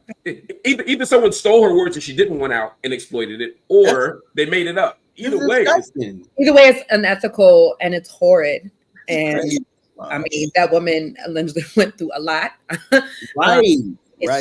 It's a carelessness, and it's that carelessness that I think like this moment exposes our carelessness, and I think that's as much as this Diddy moment is about a singular person, and then maybe the other people who will be implicated because of this. But this is an indictment of us, right? Our response to this is absolutely an indictment of us and our carelessness and how the salacious and the tantalizing and, it exposed so much, right? Exposed so much about us. It's like lube and baby oil. Like, it's just so much here. Freak off, baby oil or lube one more time. And it's typically the judgment that comes with it, right? Like even Umar was like, no black man should have 1,000 bottles of baby oil. Like there's a lot of people. There's a lot of people who feel like that, which speaks to its own thing. I want to read one more thing, and I got one last question for y'all before we go. But Afro Nerd Radio said Malcolm X, and more recently Carnell and Moore, referring to Yvette Carnell and Antonio Moore, the founders of ADOS, American Descendants of Slavery Movement. I thought leaders have been telling black people to divest from black entertainment, especially politically. Undereducated minstrels make the black collective look insane. I would just say, first, thank you for your donation, Afro Nerd. I think we have to divest I think we need to focus on political organizing and political education, but I don't want us to disconnect.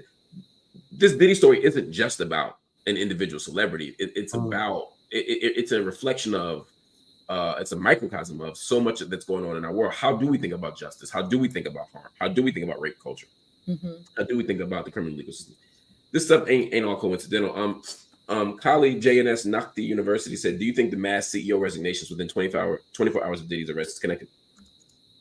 Some of them I know were coincidental, like for example, the resignation of I saw the president of Rutgers resign, and that was in the making for over a year. But then Kevin Lyles stepped down. Right. I don't know nothing about nothing. I thought that was interesting. But it was interesting. Mm-hmm. Jameer, you're in that world. What did you think? No, I thought it was I don't believe in coincidences. I don't know, but I know that Kevin Lyles and Diddy were close associates in the same business and field. I don't know about everybody, but I know that when there's smoke, there's fire.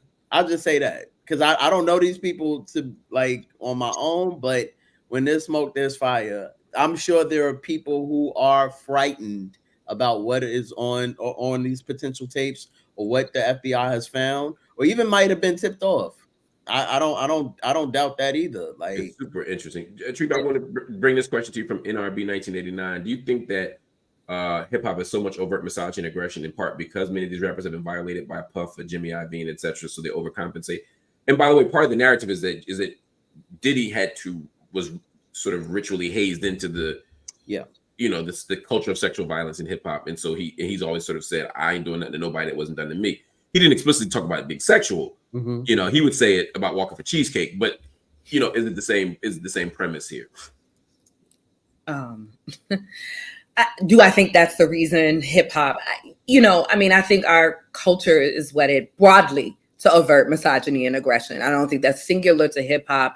I think hip hop has a very distinct history with it and has a very particular relationship to it, but it is deeply reflective of a society that's misogynistic and aggressive and homophobic and antagonistic. Like all of those things get to come out because this is a form that is an expressive form, right? It's one that's supposed to be real. And so we bob our heads, we keep moving, we dance, we do whatever to all of this. So I think that in response to that direct question, I don't think it's a simple kind of cause and effect. He was harmed by these individuals and then this happened. I think he comes up in a culture that is deeply wedded as a rape culture, and that the ways that we show dominance and power and privilege is one of the ways that can happen is through sexual predation and violence. So I do think that that has a relationship to one another, whether there was a specific incident or specific folks involved in that.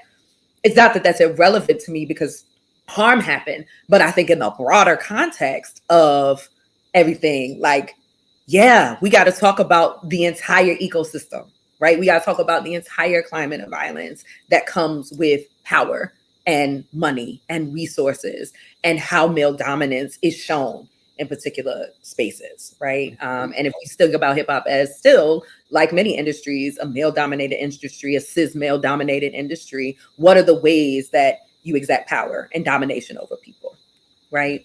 This would be one of those. So y'all, before you go, I wanted to ask you all one more question. This is the question that actually sparked, ironically, this whole conversation, that although we haven't gotten to it, and that is about what we do with Diddy's legacy. You know, when I was in a coffee shop maybe 2 weeks ago, and I think 12 Play came on, or Download Remix or something. And when I tell you, it was me and about maybe 8 black women all sitting at different tables. And each table uniformly did like the same thing. It was like they had like that, your body instinctively reacts to that drum for like a millisecond. And then everybody looked at the barista, was like, why is this on? Like everybody's like, whoa, what's happening? And I felt so good in that moment that there was not a single person that didn't react the exact same way. None of us knew each other. And it was like, we've accepted as a culture that we're not, I mean, not all of us, but there are many of us who have accepted. That has been my experience recently. I was about to say, fair enough. I mean, I have been places where that's not the case, but I guess there's at least a reasonable conversation about R. Kelly's legitimacy. Whereas no one is saying like, should we listen to Miles Davis? No one is saying, you know, should we, you know, no one is, there are people who aren't even in the discussion. My question is, if Diddy is found guilty, and or if we find credible proof that he is guilty, because we don't care. I mean, the legal system doesn't tell the whole story, right? I don't care what they say. I still don't fuck with George Zimmerman. You know what I mean? What do we do with Diddy's legacy? What do we do with the music? Like, you know what I'm saying? Like, how do you think about that stuff? Jameer, both of y'all are actually two of the biggest music listening to, dancing as Negroes I know. So I know how much y'all appreciate good music. And I'm not even just talking about Diddy, because I can live without Diddy's music. You know, I can live without No Way Out, Love Out. Yeah. But I can't listen to I Can Love You, Mary Blige. I can't listen to, you know, like, how do you think about this stuff? How are y'all thinking about it? All right. So I don't because I don't know like parameters, and I think it's singular. I don't think all of society has given up R. Kelly. I heard Honey Love yesterday bumping out of somebody's car, like walking down the block. And so I think there's still people who are like, okay, well, he's in jail, so like whatever the case is, justice was served. I'm gonna turn up 12 Play, or you know, whatever the case is. I don't think it's singular. I think you do. Are you okay with that approach? Particularly now that R. Kelly's not coming home, probably. No, I don't. Well, for me, I don't necessarily feel comfortable anymore listening to R. Kelly, knowing the background of, like, I saw what I saw, and now I can't unsee it. Like, I didn't see the tape when I was younger, but now that I've saw the testimony from people on surviving R. Kelly, you learn more about Aaliyah and his relationship with her. It's like it kind of like the music don't hit for me the same as it did. And I'll be honest with you, like Chocolate Factory was one of my favorite albums as like just coming up, like growing up. But when you hear like more about like who the Pied Piper actually was and why he named himself after that, it's sick. So I think the relationship for me is singular, where I'm like, you know, I don't need to turn on R. Kelly to feel good, or, you know, if I never hear I Believe I Can Fly Again, it's like, oh man, I'm a cry. Like it like, to me, it doesn't hold that much weight, but I know for some people it does. I think with Diddy, when you talk about like, and I don't think there's one blanket thing in terms of cancel culture or whatever the case is. Like, so many people are gonna be like, "Oh, we're gonna stop listening to Diddy's music," and then you start to get more intricate. All right, so you're gonna stop listening to the produced music. I was having a conversation, was like, this person was like, I'll stop listening to Diddy, but ain't no fucking way I'm gonna stop listening to What's the 411. And that's why I'm struggling. And but I also don't want my struggle to be just because the music is so good. But yeah, oh, go ahead. You know, I say this. So one, with R. Kelly, when we think about the origins of like mute R. Kelly, for example, this was an effort and an organizing effort to literally like take away the means by which this man could continue doing the harm he was actively still doing at the moment. He was literally, there were women locked in his crib at that moment. And so you are kind of like, we have to cut off this man's stream. Like, this is before any new trial was happening or anything, right, was going to happen. We didn't know that the criminal legal system was going to respond. And so mute R. Kelly was an attempt within community to hold that motherfucker accountable to the harm he had been doing for 30 years, right? So that is one part of mute R. Kelly. I, like Jameer, I hear it and I now think of all of the things. And I'm someone who actually stopped listening to R. Kelly a very long time ago. But I think it just channels. I'm like, he's singing about 13-year-olds. He's singing about this. It's this violence. It's this. And that. And every time I would hear a song of his, it reminded me of all the ways we failed all those Black girls and women. So even songs that I love, like, oh yeah, Step in the Name of Love. Yep, we chose to step in the name of love instead of stepping to the front lines for fucking Black girls. So like, I feel indicted by that, so I can't listen to that. I think with Diddy, what we have here is, right, the criminal system is responding in this moment, right? And I'm not saying that that gives me a pass to be like, so I'm just going to listen to it because it's fine, right? It makes me have more of that sit down reflexive of like, can I sit down and hear this and not hear the harm? Is that actually possible? Right? I write a little bit about like melodious misogyny and what my intake at any point of it can be, right? The shit that don't sound like that sounds so good but feels terrible, right?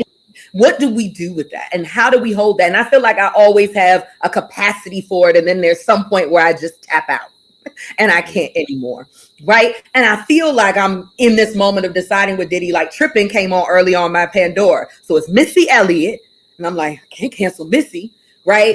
Total, don't know what he did to these artists, right? Which is also part of this as well. So it's still listening to some of these artists, also part of a restorative process of some of the things they weren't restored or held in because they were mistreated by him. Like, there's levels to this. And think about this. Mary J. Blige and Puff had a real split. I don't think we'll ever know the full intricacies of that. Little Kim and Diddy. We can go through a list of who worked with Diddy and the discography, and think about how harm shows up there. So who are we showing up for in our decision not to listen? And that's what I challenge all of us to do in thinking. That's a great point. And that's especially true when part of the rap on Diddy is that the artists were exploited economically. And now that he's giving some of their masters back, generally sounds like in exchange for NDAs and I was going to say that. But my point is, you know, like maybe Black Rob's kids want me to play Whoa. Right. Yeah. Right. I also guess I have a different perspective in terms of working in entertainment, being able to like meet these people. Humans are humans. I don't know nobody.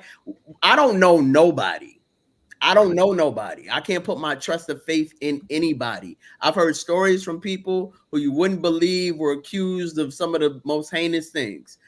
I always go into it thinking like, I don't know these motherfuckers at all. And I'm not going to pretend or put more moral value into somebody talking about, oh, you know, this person. I think a lot of people think because a celebrity is so accessible now in terms of social media, you can at somebody and get a response. You can like somebody's picture and they might like yours back. So this notion of like, we know these people, it's not true. It's not true. I met Diddy twice doing interviews with him. 2 different people I met in 2 different instances. So I think going into that, it helped me realize like, and then the third person is the person that I'm seeing blasted all over TV. It's like, yo, I don't really know these people. I don't know none of them. And so I can only be comfortable with I could be comfortable with. I'm not comfortable with listening to R. Kelly because now when you hear she's got the vibe and he says Lil Cute Aaliyah's got it, like instantly that goes back to the fact that they was illegally married and he was doing all these things to her, you know. But like I'm not telling nobody to not listen to anybody. Choose your singular path. If you comfortable with it, that's on you. But I understand that, you know, we was helping fund this whatever dungeon that man had. You don't know anybody, and that's the point people would make, right? And that's the important part. That's where Jordan Franklin, I have to disagree a little bit. You should separate the art from the artist. Songs have their own meaning regardless of the artist. A homeless man can give you a word. This, for me, isn't just about a moral judgment of the artist that makes the art. It's also about how complicit are we in the harm that they're doing. And that's the difference. When I listen to Miles Davis, Cicely Tyson will tell you what Miles Davis did to her. Yes. Right? Miles Davis will tell you what he did to Cicely Tyson, you know. And Francis and all them other women. Yeah. And if we look at anything in the Motown era, I mean, Tammy Terrell had one of the just awful sets of experiences across the board. And just to note that, right, a homeless person who's unhoused is not a criminal, right? It's not someone who's done harm, right? They're unhoused, right? There's a difference, right? It's like, of course, an unhoused person can give you a word. They could be the most brilliant person you've ever known. That says nothing about their condition as a human being. What it is saying, right, as to who they are and who they show up in the world as. But someone who has committed harm, we know that harm is singing about that harm or things that allude to said harm. I do think it's very difficult to disentangle. R. Kelly was such a particular case because it's so much. We can look at album covers with him creepily in the background and interviews. And there's so many things to latch on to that I think he's not separating this artist from art, right? And here's where the gender stuff comes in too, Treva, because if R. Kelly had little boys on that tape in the 90s and 2000s, I don't think there'd be a debate about this. I think that people would have very easily said, "Nah, we don't fuck with him." You know, it's very easy. It's very easy to sort of excuse the harm, particularly against young Black and brown girls. And when you add the homophobia and all the other stuff, it makes it very easy to accept this and not accept that. But that harm that somebody does in the world, again, it's like, how complicit are we? You know, Miles Davis is dead.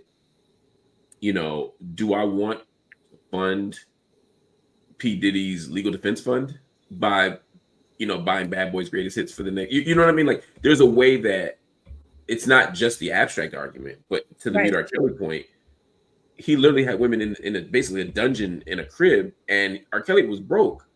The money he had was from us listening to his music. That's what was funding the torture. Yeah. Right. And so it was direct one-to-one relationship. Anyway, y'all got to roll, and I'm getting, as night goes on, I'm feeling worse and worse. Please but y'all made me happy. Y'all are amazing. I don't like either y'all that much, but together you constitute wow. You constitute a single nice person. Wow. You both bully me and tease me. That's why. I've never bullied you in my life. That's not true, Mr. Paul. Wow. Stop adding Frenchness to my name. I didn't add. I didn't name you. Jameer Pond. That's not my name.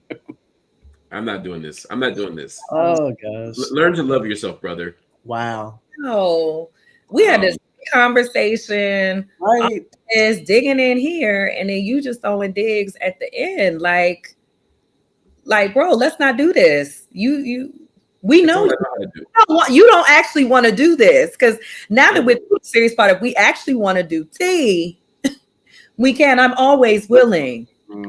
Always present. I mean, you need some. You said you're not feeling the only tea I want right now. Hot and piping for you. Yes, I want some hot and piping mint julep tea. No, actually, that doesn't help me. Something else. Right now, right? See, you don't even know what helps you. I want to stay on for this. Like, no, you don't. Yeah. How about you? How about you all stay? You know what? I actually need some NyQuil. That's what I'm finna do. Go rest. You should. You should, because now you just saying stuff, and then you're gonna say something, and then I'm gonna forget that you sick, and then I don't want no smoke. How about that? I don't want no problems.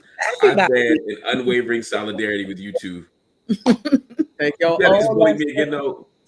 I just want to point that out. Nobody's bullying you. We love you, man. I love you. I'm not going to speak for nobody else. She's like, he's fine. He has a show, and he invited me on the show, and I'm thankful to really have this wonderful conversation with Jameer. But you brought Umar into my life, so I think Umar. I like Umar, and you did say that was the doctor's homie. That's how you started. I said colleague because they're both doctorate holders. They both work in school. That doesn't okay. I don't think that equates, but okay. He's your homie. Yeah, he's my homie. He's my colleague. I like the brother. Good for you. But I thought he added a perspective that I'm hearing like I literally was in a barbershop and heard that like a lot. I don't doubt that. I believe that. Right. That's why it's important to that's why it's important to have those different perspectives. It's why it's important to have this this must be the happy hour part of the conversation. Y'all need to come back on here again, man. When we talk about something lighter, I want to do more. Jameer and I often end up doing like music talk, and I know Dr. Lindsey, you're into music as well. Dr. Lindsey used to be a dancer, so what? Or still I don't mean that used to be. I just mean like used to, but yes. Yeah, and I mean like a professional like trained dancer, not like don't stop, get it. And I didn't think that, but are there anybody out here who is a don't stop, get it? No, I think that's amazing. I just want people to understand. No. I think, look, I haven't even been to one before. Once. They got your picture up in Onyx. I saw it. It's the Hall of Fame section. Onyx? No, don't do that. Do this. Don't do this. The point is, it was like this. Up. Y'all should come back through for a music talk because I think we all have some very strong musical opinions. Yes. Sure. I think Jameer and I often argue about music. So, and he hates Lauryn Hill. So he hates Lauryn Hill. I've never said that. Wow. You're not telling the truth. Which real quick? What's your hot Lauryn Hill take? I don't have a hot Lauryn Hill take. I just don't think people call her the queen of neo soul, and I don't think that's or when you said she's in my top 5, and you said that was crazy over. I think over Biggie.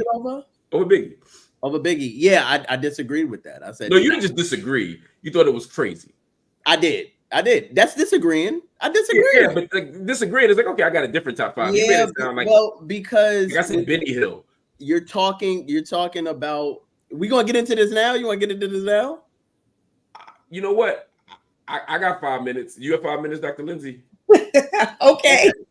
Here's what I was saying. I said in order for me, this is just for me, in order to be crowned a like the best rapper for me, or in the best rapper category, you gotta have more than like 20 raps, like on record. And my thing was, we got half of an album, which was very like the album classic. I never slandered the miseducation of Lauryn Hill, but I'm saying you got an album that's you said it wasn't a rap album.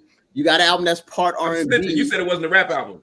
It's not just strictly a rap album. That's what I was saying. I was also saying like Andre 3000. I don't think he doesn't have a solo rap album. He got The Love Below, one of my favorite albums. But that's an Outkast collaboration. So when people be like, "Oh, well, Andre in my top 5," I'm like, I understand, but I disagree because I don't think. Why do the raps with the group not count? That's what I don't understand. Like, did the rap she did with the Fugees but not count? We talking about solo rap artists.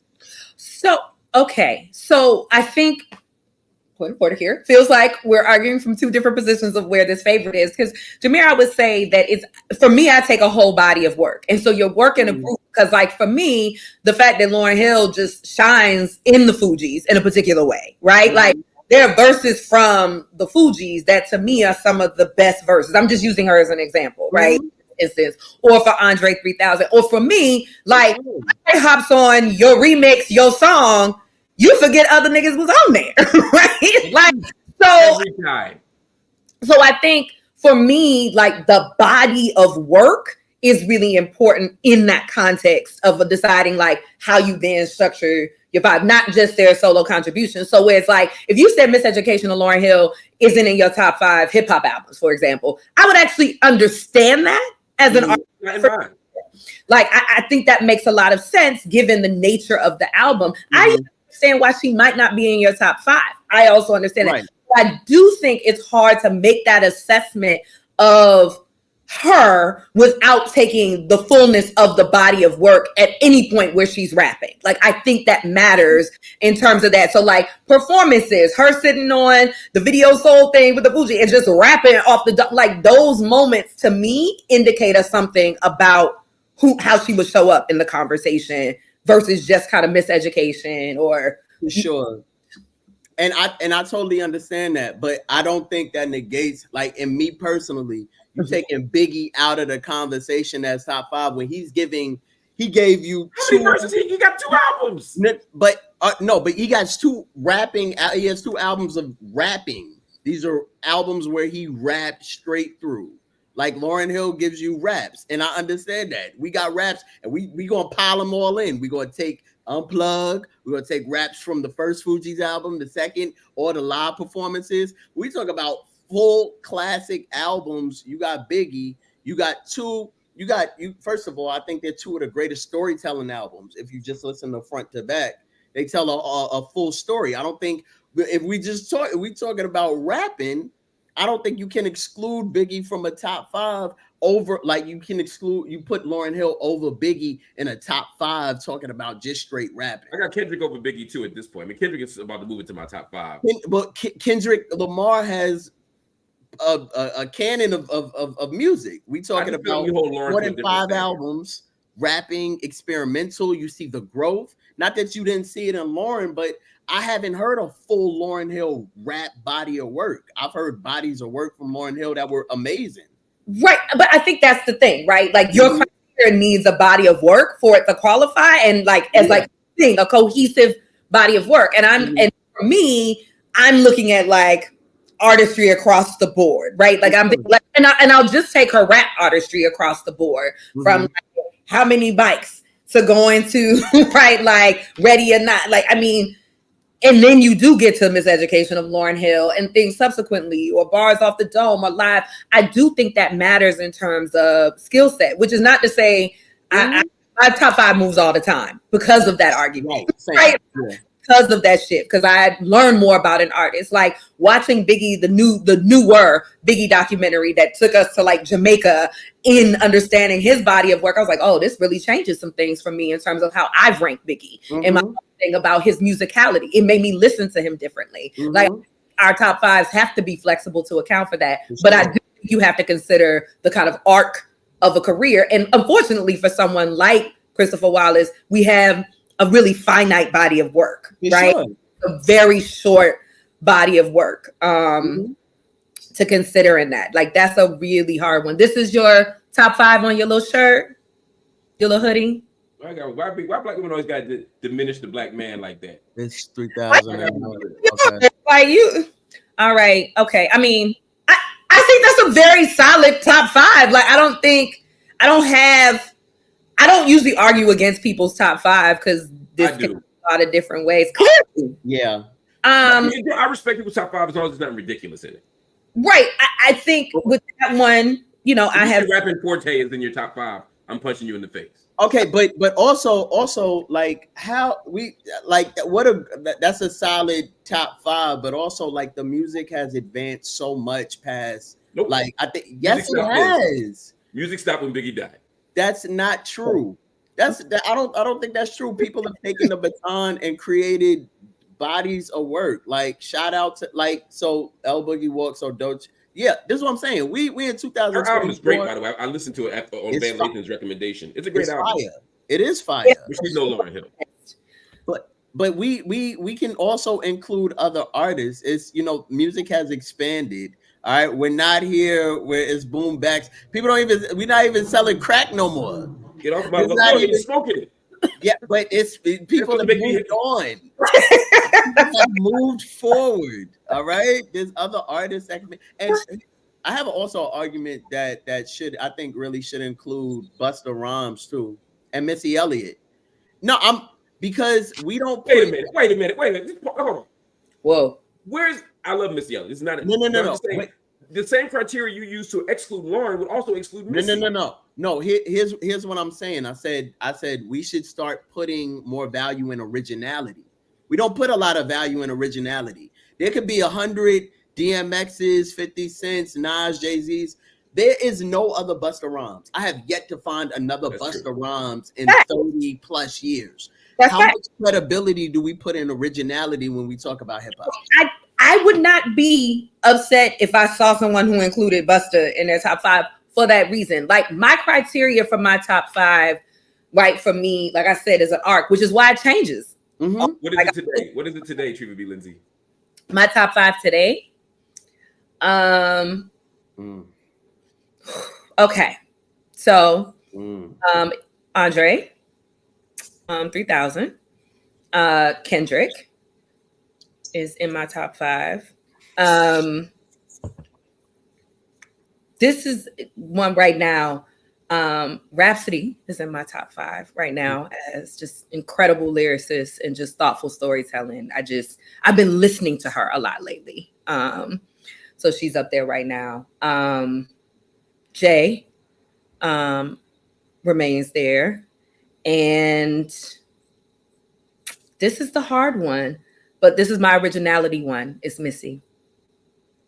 Okay. Fire. But I mean, that has changed. Folks like Jay and Sari have been there at different points. Busta, I really get for all kinds of reasons. Rakim has been there for me for just like what he did for the culture, and how it shifts in relationship to what he brought. So, and what he brings to it. Like that. Lauren actually, I probably hasn't been in my top 5 for a while, but that's not because of anything. Like, I feel like I absolutely respect people who put her there because she's a game changer in a lot of ways. Respect me? Huh? You respect me? No. I respect that decision. No. Like, I respect that ranking.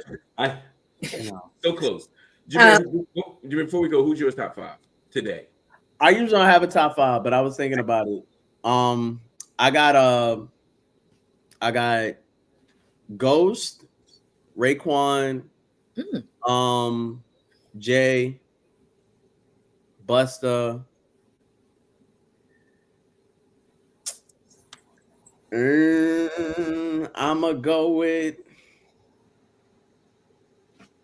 I'll go with Missy too. I'm gonna go with Missy today.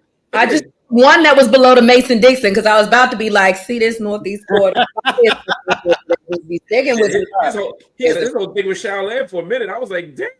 Now I've been listening to a lot of I like the storytelling of albums. I've been listening to a lot of Cuban links going into Iron Man, and I think at that time the originality, like I can't escape that. You got people who are like they scientists with it, inventing words, inventing flows.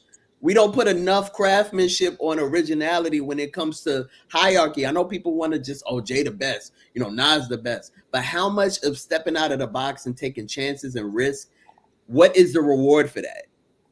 I agree with that wholeheartedly. That's why I give like the Cool Keiths to the world and other people like a lot of Ghostface, a lot of credit. Yeah. You talked about me, sort of having an old list. And I'm younger than everybody on your list. I was going to say Gunna, but I didn't want any scrutiny. I love Gunna in terms of melody. You would have got scrutiny. I bet. I saw the hoodie and I was like, it's not a Gunna hoodie. It's not a Gunna set, but Gunna is definitely in there as well. Yeah. That's it. Treva Lindsey, there's nothing more she wants to do, or nothing less she wants to do than agree with me. And she was fully prepared to question that Gunna choice. No, but all right. So for me, I think, especially now, like we've gotten away from, I think, just concrete lyricism being the building block to what a great MC is. It's 2024. I think it's hard for somebody to incorporate melody and use their voice as instrumentation in a flow pattern, because a lot of people weren't doing it. People use their voice as drums. When hip hop first started, it was drum. People are guitars, their saxophones, their horns. It's way more jazz like. I fuck with jazz. So I fuck with a lot of melody that comes through. So I love Gunna. I love Young Thug. I love people who can bend and mutilate their voice to kind of fit different pockets. I understand that's not everybody's cup of tea, but that's why I'm me. Yeah, no, I hear that. I mean, I wouldn't put them in my top. Really Sure. Thing. But what I will say, that when I was saying the Biggie doc that I watched earlier, like hearing what he was listening to, like actually made me like re-listen to his cadence and like his musicality. Like Biggie is far more musical and melodious than people give him credit. Yes, that is very true. I agree. Saying about the percussive, he's listening, right? To what's happening in Trenchtown. Like there's so much more Jamaican influence in his music than I would have heard off top. Like, of course, I knew he was Jamaican American. Like, I knew that, but like the way that influences what is being listened to there, the country music influence that's in his music. Like, there's so many things that are happening, which is also like, that's one of my mom's favorite rappers. She's like, he's just so melodious. And I could be like, oh, yeah. Like, what are you talking about? Like, and re-listening to it and getting with that, I understand why that would be appealing. I just think Biggie's delivery of it and his humor as a storyteller, and a dark storyteller in many ways too, like just does something very particular. Like Biggie is someone I come back to often. Like it's a body of work. And Jameer made me go back and listen to Life After Death, maybe like in the spring, into the spring. And I gotta say, I've listened to Life After Death a gajillion times. I mean, I was a freshman in college when it came out. Sure. Did I say college? High school. I was a freshman in elementary school. Come on, keep it real.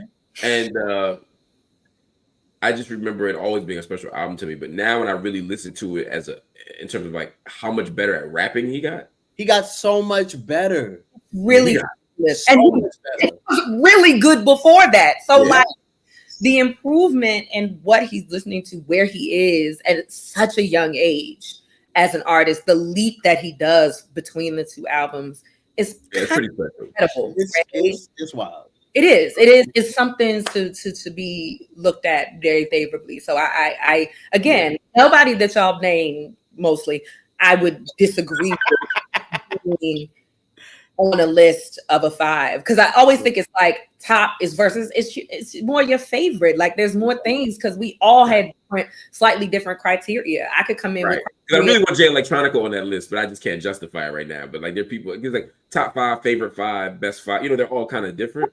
Yeah. So I get arguments for Nas. I get arguments for Lauren. I get arguments for like newer artists who are coming up of just like creativity, originality. Like I say a lot about Missy in these conversations, more just insistent, right? Like there are people whose flows sound different because of Missy Elliott existence. Yes. It exists. Like there's just a way that she plays with sound and music and visuals in her music that there's something very particular. And she has multiple flows, right? That's something that often people don't really attribute to her. And I think that was really interesting. Yes, I love Phife Dawg. I was like, Tribe is in the conversation for me for all kinds of reasons. I think Mark had Tariq on his shirt. Yes.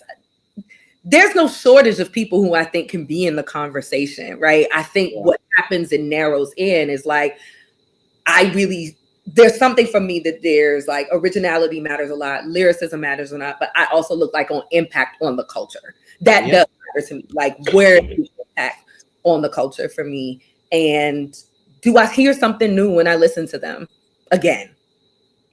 Right? Something, does it move me? Does it get me somewhere different? And a lot of the artists that we've named do that.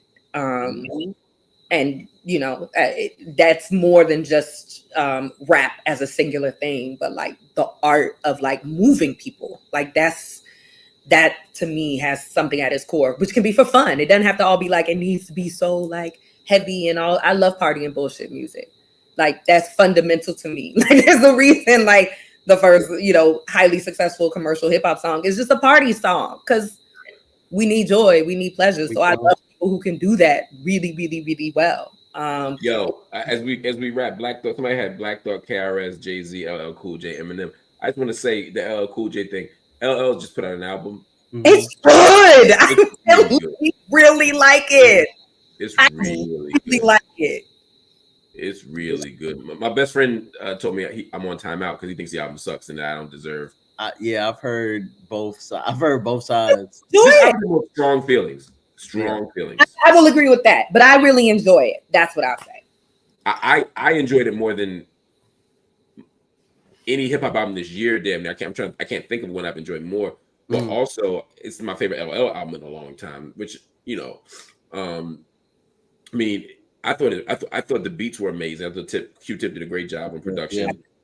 And I thought lyrically he kept his weight up. Now I just listened to Rakim's new album, I guess 3 or 4 months ago. And as soon as I heard it, I was like, yep, I'm gonna go right back and listen to one of his old albums. Because I needed an amuse-bouche, as we say, to people like Jameer Pond.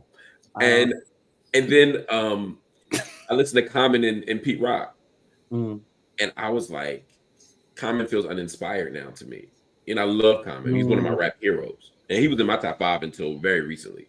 He'd still be in my favorites, But I'm like, these beats are cool, but like the raps are uninspired, Yeah. And so, Nas keeps coming back with hit album after hit album, great album, making fine art at this age. Eminem's album was very good. It's just a little too rapidy rap for me. It's just like, okay, like I can't. I don't know what to do. But the LL one to me was the right balance of those things. You know what I mean? It didn't feel like he was trying to rap like the kids. It didn't feel like it didn't feel like that. It didn't feel. I hate y'all. I hate everything both of you stand for. I just thought you did a really good job. Like you doing that. So could you do that again? What was it? I will never do that again. And I thought that tracks with Nas and tracks with him, I thought he kept up too. Like he was rapping with people who could rap, and he held his own. He didn't. I don't always rap. I don't know. Like it's a weird kind of thing for me when like people want to be dismissive of that. Like, but old niggas always rap good. Huh? Old people sometimes even like Grand Poobah came out album a few years ago, and I was like, you used to be a phenom. AZ, one of the greatest guest appearances in rap history, maybe the greatest, other than maybe Busted. Sometimes they either stay locked in the old mode or they don't have the timing. I don't know what it is. No, but LL has stayed. Whatever you may feel about the album musically, you cannot argue with the fact that he, from a just MC standpoint, has maintained his integrity as an MC. Like whatever that means for you, you can come away not feeling the album, not connecting to it, but from a just, does this man still have the skills of an MC? Yes, I think that is answered for this album. Yeah. I just like the fact that people are still trying and we're not in this lane where it's like, because I remember before it was like, oh, rapping over 30 is like, you rap over 30, that's insane. And now we continue to progress that because like art is art and things still happen. And even though you're not like a Playboy Cardi, like you don't have to be, you could be you and there's still an audience for it. Hip hop is 51 years old.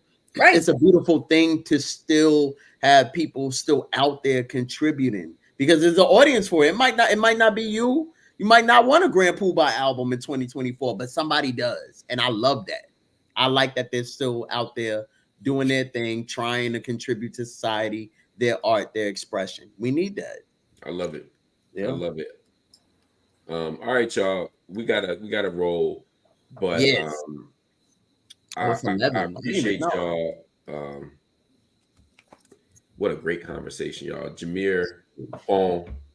Jameer, what's the best way that people can get a hold of you? I know you're about to do some touring for storytelling. Yeah, so like I said before, I'm a live storyteller. I'm traveling New York City. I'll be in I run with a company called The Moth, and I travel all over the country telling live stories about my life.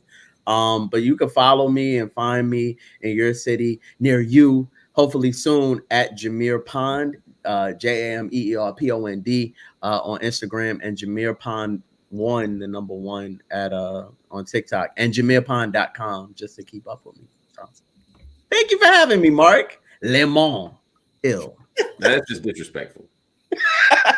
Why? I can't do the same thing. I can't put the lemon. I'm actually not Lamont. You can be. No, I'm good with my name. My name is my name, to quote the great Marlo Stansfield. You are Jameer Pond. Treva B. Lindsey, what can people do to connect with you? I know you got this amazing book here. Yeah. Everybody should buy. It's called America Goddamn Women in the Struggle for Justice. It's an amazing, amazing book. I really mean that. Some people's book sucks. This book does not suck. It's the opposite of sucking. It's really, really good. And I mean that sincerely, because some people come in here and their book suck, and I feel bad because I have to say something about it. Like they wrote a book. That's all I can say. They wrote a book. The font is great, but this is actually a good book. Well, thank you. So yes, the book is available. You can follow me on Twitter, X, whatever it's called these days, at Diva Feminist. You can find me on Instagram at Diva Feminist or at America Goddamn, the title of the book, or check me out at TrevaBLindsey.com. These Negroes got .coms. I love it. I love it. I love it. I respect and appreciate the come up. Is Lamoist a misspelling or the best pun of all time? So to answer, a lot of not Lamoist. There's a strand of people on social media who make fun of me. They call me a beta male. Oh yeah. They say that I've been co-opted by the feminist agenda. Yeah. And so they refer to me as Marc Lamoist. I think Tariq Nasheed started it, that I'm Marc Lamont Hill. And it's such a fascinating thing because it's so homophobic. And so they're always calling me gay and simultaneously telling me how moist I am. And I never understand, exactly how these people think about things. But yeah, Lamoist is not a misspelling. It's an intent. Anybody who calls me Lamoist is saying that I'm a weak beta male who believes in all the things that are ruining America, like feminism and trans rights and how dare you believe people are human beings? Right. Yeah. How dare you? How dare you? Because I believe that trans men can have babies because they can. It's not actually an argument, folks. It's not an argument. There's no okay. Science, life, reality is not on your side. So these are just terrible. These are just terrible people. Here's where we all seem to agree with Dr. Umar. Maybe here's my bridge, right? That the low IQ, the children left behind here that come up with things and have all this time that are racing to the bottom. It's just unfortunate for you, right? But let's say that why does it affect your life? Why? Right? Like, why does trans men reproducing or Mark acknowledging that happens affect your life? Like, what does it do to you?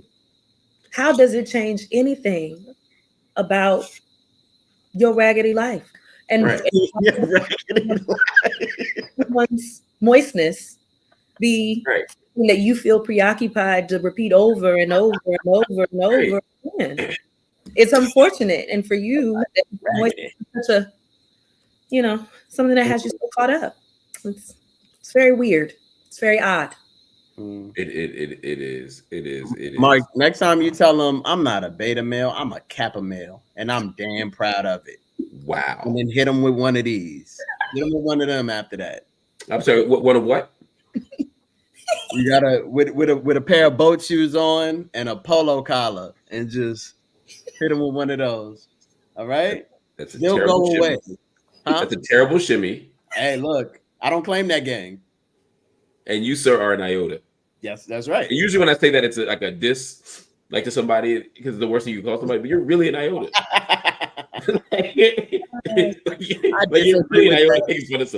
I disagree with that. Okay. That is wild. Happy I'm gonna let you live because it's a great day and I'm too sick to fight. I'm gonna die like all men when they get a cold. I'm gonna, Please get some rest, man. I'm gonna need some help.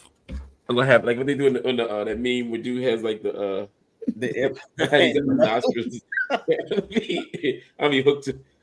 I got the IV hooked. Oh my gosh! And I just started watching Grey's Anatomy, so I'm really into it now, man. I need somebody to scrub in. It's late, y'all. It's mad late. As you can tell, I don't have anything else to do. I appreciate y'all, man. I'll see y'all later. Everybody, that was Jameer Pond and Treva B, Lindsey. They are a hell of a duo. And they did a great job breaking down this Diddy stuff. And we had a little bonus conversation about music. But what a conversation, man. That's what Office Hours is all about. That's what the channel is all about. So please, everybody, keep watching, keep supporting.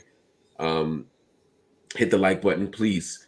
When you hit the like button, it increases our reach and it makes us stronger so that the YouTube algorithms know that corporate media ain't the only game in town. And then after you do that, I want you to hit the subscribe button, which increases our social media footprint, makes it bigger so that more people get this content delivered to them. And of course, please hit the join button, everybody. Hit the join button and become a monthly subscriber to the channel. When you do that, we have the financial stability that we need to do the work that we do. And if you can't make a monthly commitment, I ask that you go here and make a one-time commitment. Consider it like a tuition for the month. You can go here for the month and just make the donation of any amount you want. $1 is amazing. $1 million is amazing. We're grateful for all of it. Anything in between, we're equally grateful for. We just need whatever support you can offer if you can.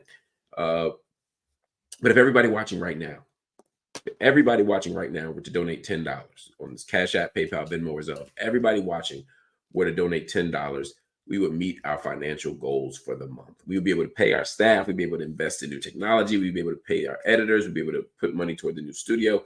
We could do all of that if everybody watching on Twitter, on Instagram, on YouTube, wherever you are, were to donate that $10. So just consider it. But again, no amount is too small. No amount is too big. But the most important thing isn't the money. Please make sure that you like the content. Make sure that you share the content. But most of all, make sure that you study the content. That's what this channel is all about. See y'all soon. Peace.